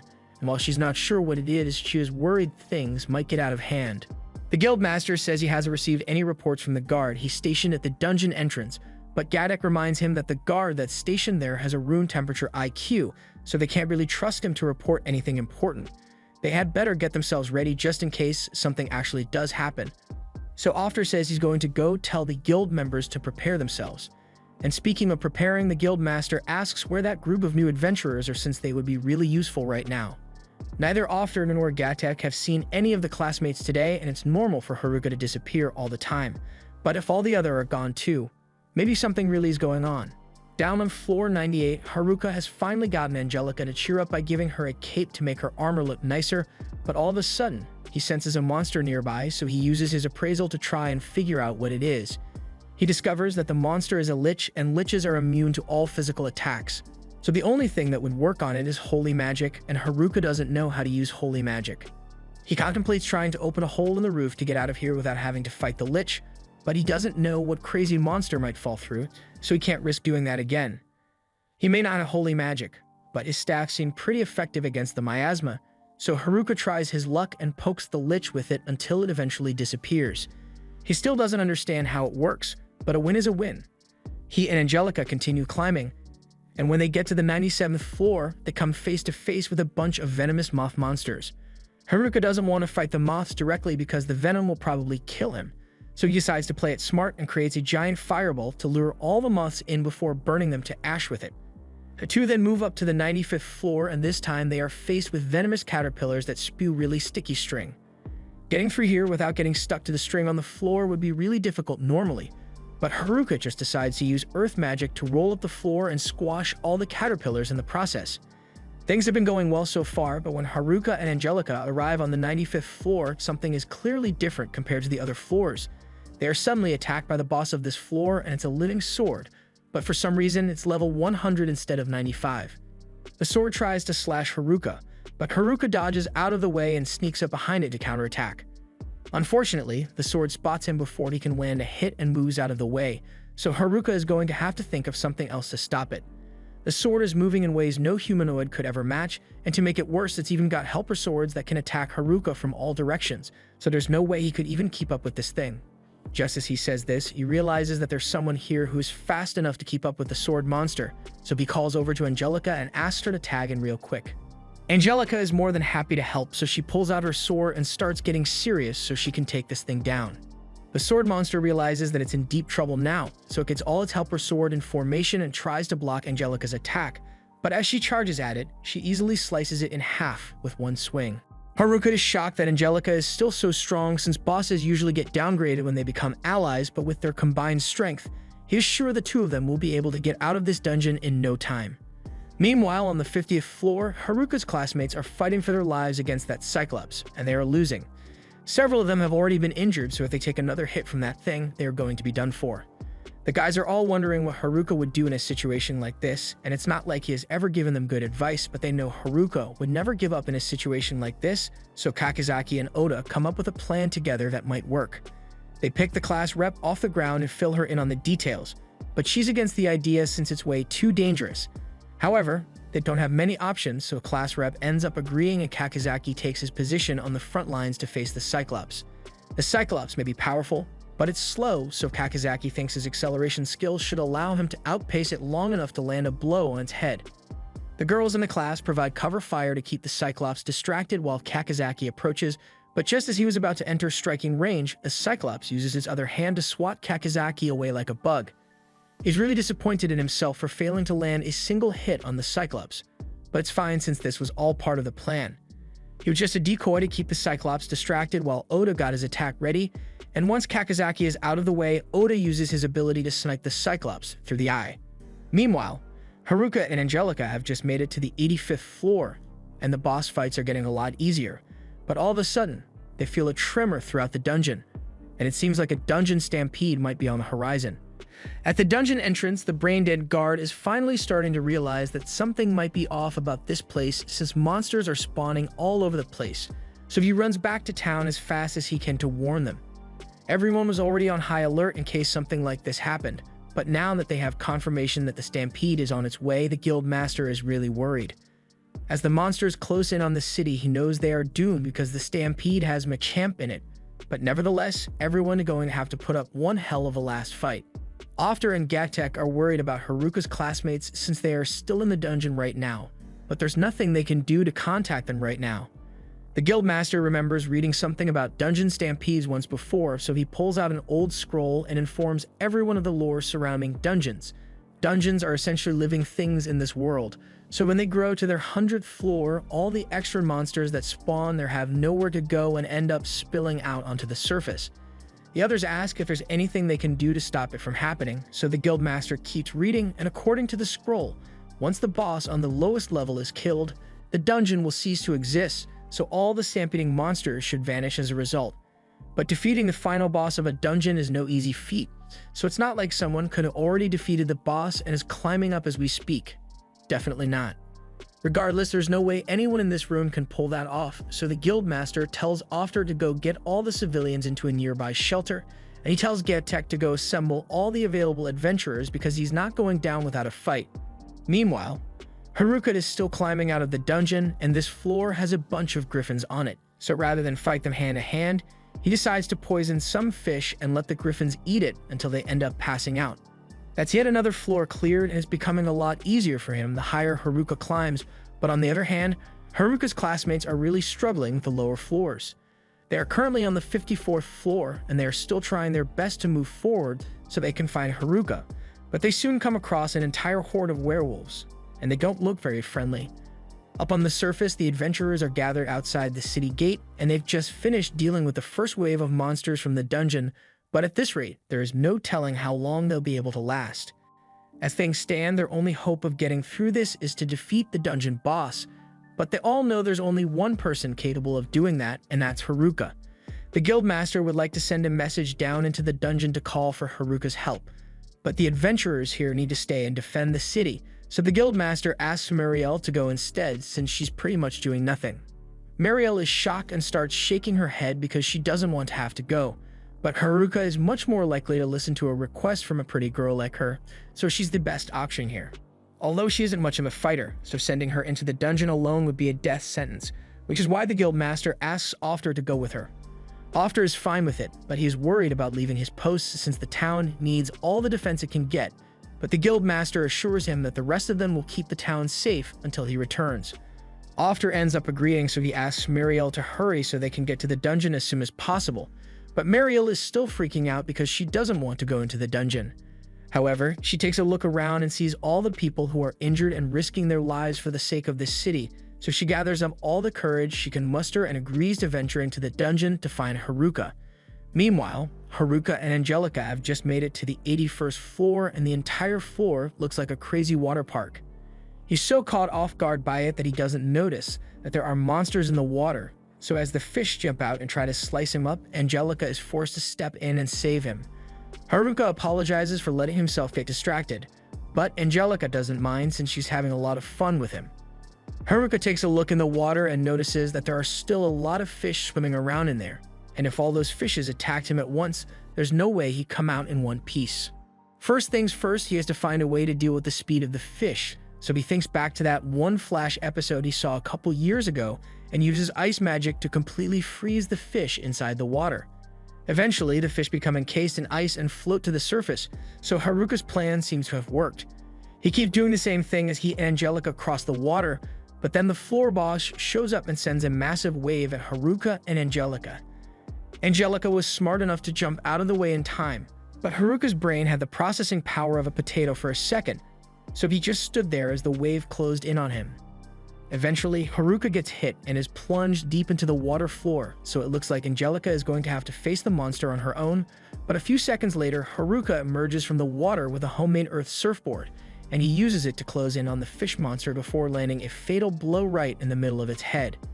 Now that the big fish has been taken care of, Haruka jumps over to the exit with Angelica and asks her if she's alright. She tells him she's fine and Haruka is glad to hear it, so he says they should keep moving. He didn't really like it at first, but now he's starting to think this whole dungeon exploration thing is pretty fun, and with how strong he is, the bosses of the various floors aren't much of a threat to him any longer. As they continue to climb the dungeon floors, Haruka comes across several god-tier artifacts, like the Ring of Boundless Fortune, the Blessed Bangle, and a Necromancy Orb. All these things are really cool, and they are probably worth a lot of money, so Haruka can't decide whether he should keep them for himself or sell them for profit. He thinks about it for a second, and all these blessed items won't do him much good since he already has an ungodly amount of luck, and he doesn't have a curse to get rid of. That's why he decides to just give it all to Angelica, and while he's not sure if it will help or not, it should at least be able to bring Angelica good fortune in life even though she's forced to live her life cursed as a skeleton. Angelica is hesitant to take it at first since she doesn't want to take advantage of Haruka's kindness, but he literally has no use for any of this stuff. After a bit of convincing, Haruka finally manages to get her to agree to take the items, and she seems to be really happy about it since this is the first time someone has ever given her a gift. He doesn't understand why she seems so happy, but he's glad she likes it, so he suggests that they should keep going. Haruka doesn't realize it, all the blessed items he just gave Angelica managed to break both the curse of the armor and the curse that turned her into a skeleton, so she has her human form again, and she's starting to fall for Haruka, but she chooses to keep her broken curse a secret for now and runs after him. Up on the 54th floor, Haruka's classmates have just finished dealing with all the werewolves, and they are absolutely exhausted after all that fighting, but they have to keep going so they can find Haruka before something bad happens. Just then, they hear the sound of something approaching, and at first, everyone is worried that it might be a monster coming to attack them, but it turns out that it's just Mariel and After. Back at Haruka's end, Heat and Angelica have just arrived on the 74th floor, but this might be their toughest floor yet since the entire place is engulfed in flames. They start walking through the floor, but with all the flames, it's hard for Haruka to keep track of his surroundings, so he accidentally trips over a rock and nearly falls face first into a bunch of flames as a result.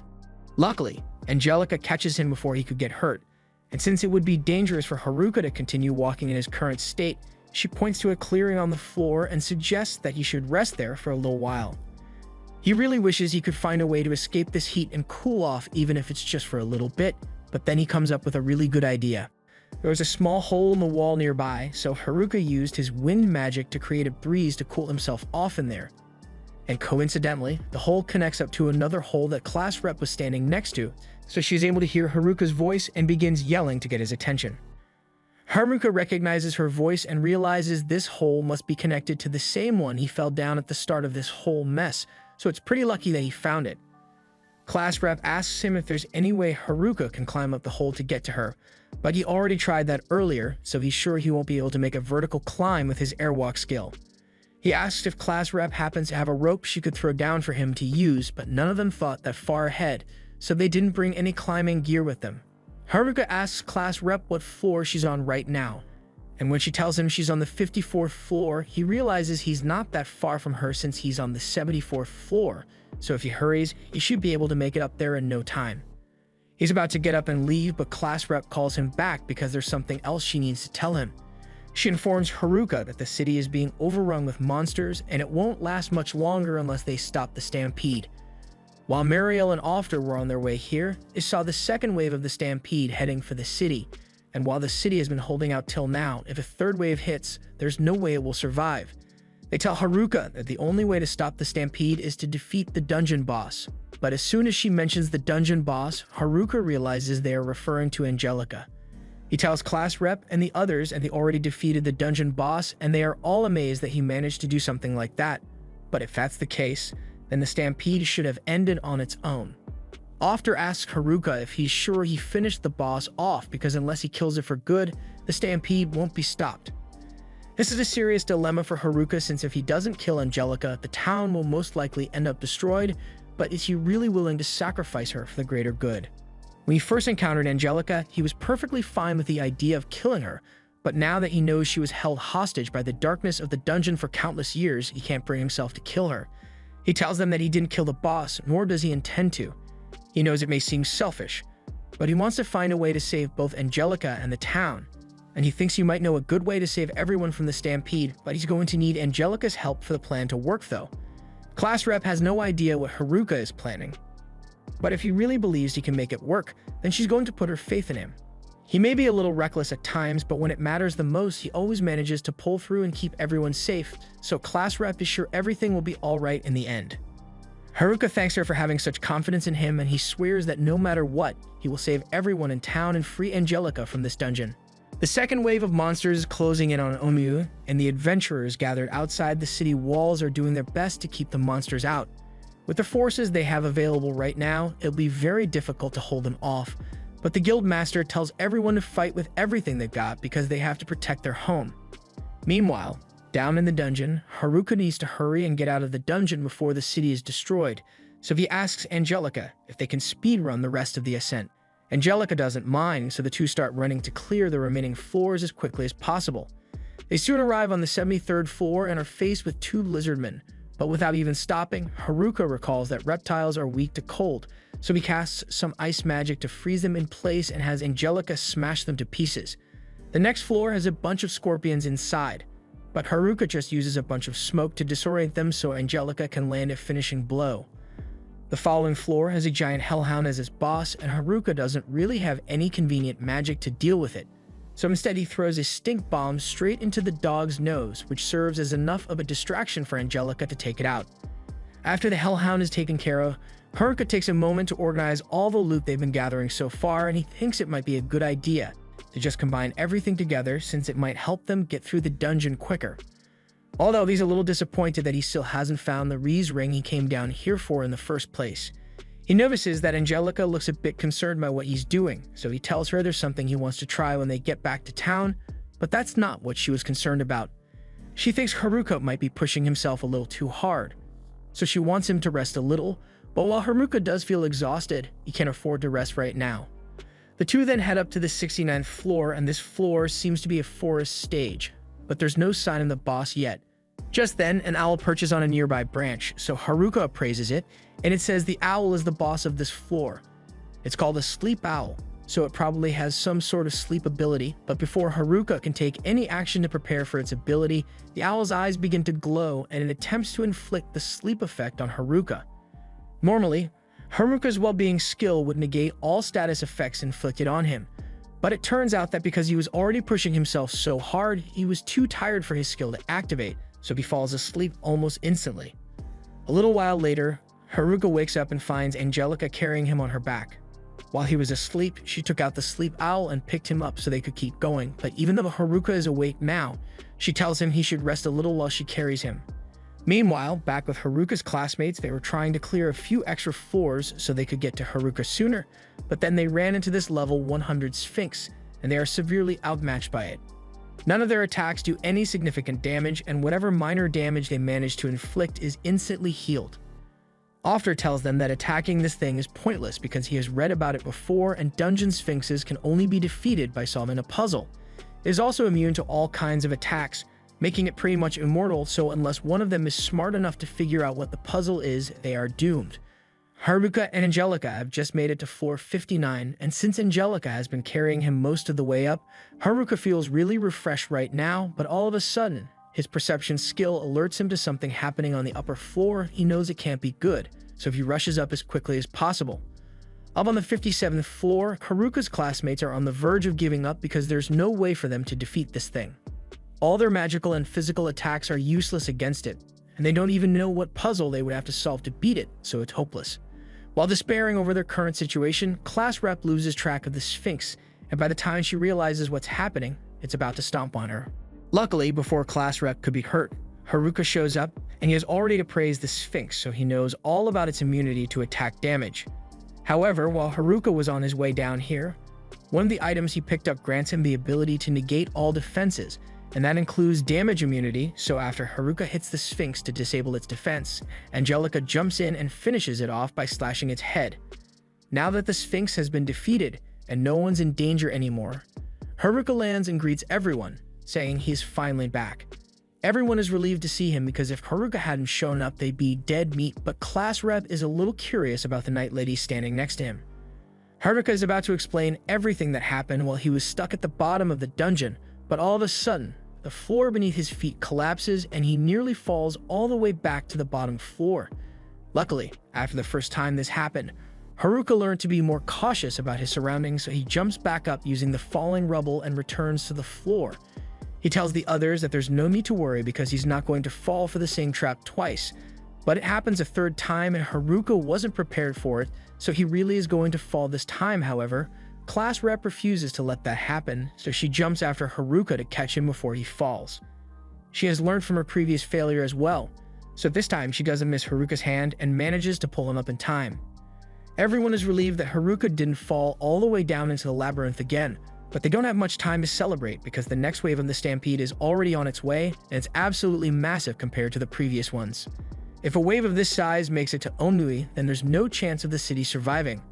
Class Rep turns to Haruka and asks him if he really has a plan to stop all these monsters, so Haruka confirms that he knows a way to stop the monsters and says Angelica is the key. However, they don't have enough time for Haruka to explain the entire plan, so After tells everyone to head for the teleportation gate so they can get back to Onmui as soon as possible. While they are running for the gate, Class Rep asks Haruka how he managed to defeat all those powerful monsters and make it up here. Haruka tells her he probably couldn't have made it out through normal means, but with a little luck and ingenuity, even someone like him can make it out alive. Eventually, the group makes it back to Onmui and finds Gaitek and the Guildmaster sitting on the hill outside the city. They are glad to see that reinforcements have finally arrived, but then Mariel directs their attention to the huge horde of monsters approaching, and when I say huge, I mean it's absolutely massive. Even Haruka wouldn't be capable of taking on this many monsters at once, so what little hope the Guildmaster had is instantly destroyed. The entire city is shaken to its core by the footsteps of the army of monsters approaching, and the Lord of Onmui is trying his best to calm all the people hiding in the church, so he tells them that he is sure the adventurers will save the city. Meanwhile, all the adventurers outside the city have pretty much given up because the scale of this stampede is simply too much. Haruka turns to Angelica and tells her to do what they discussed earlier, so she walks ahead of everyone else and draws her sword before sticking it straight into the ground.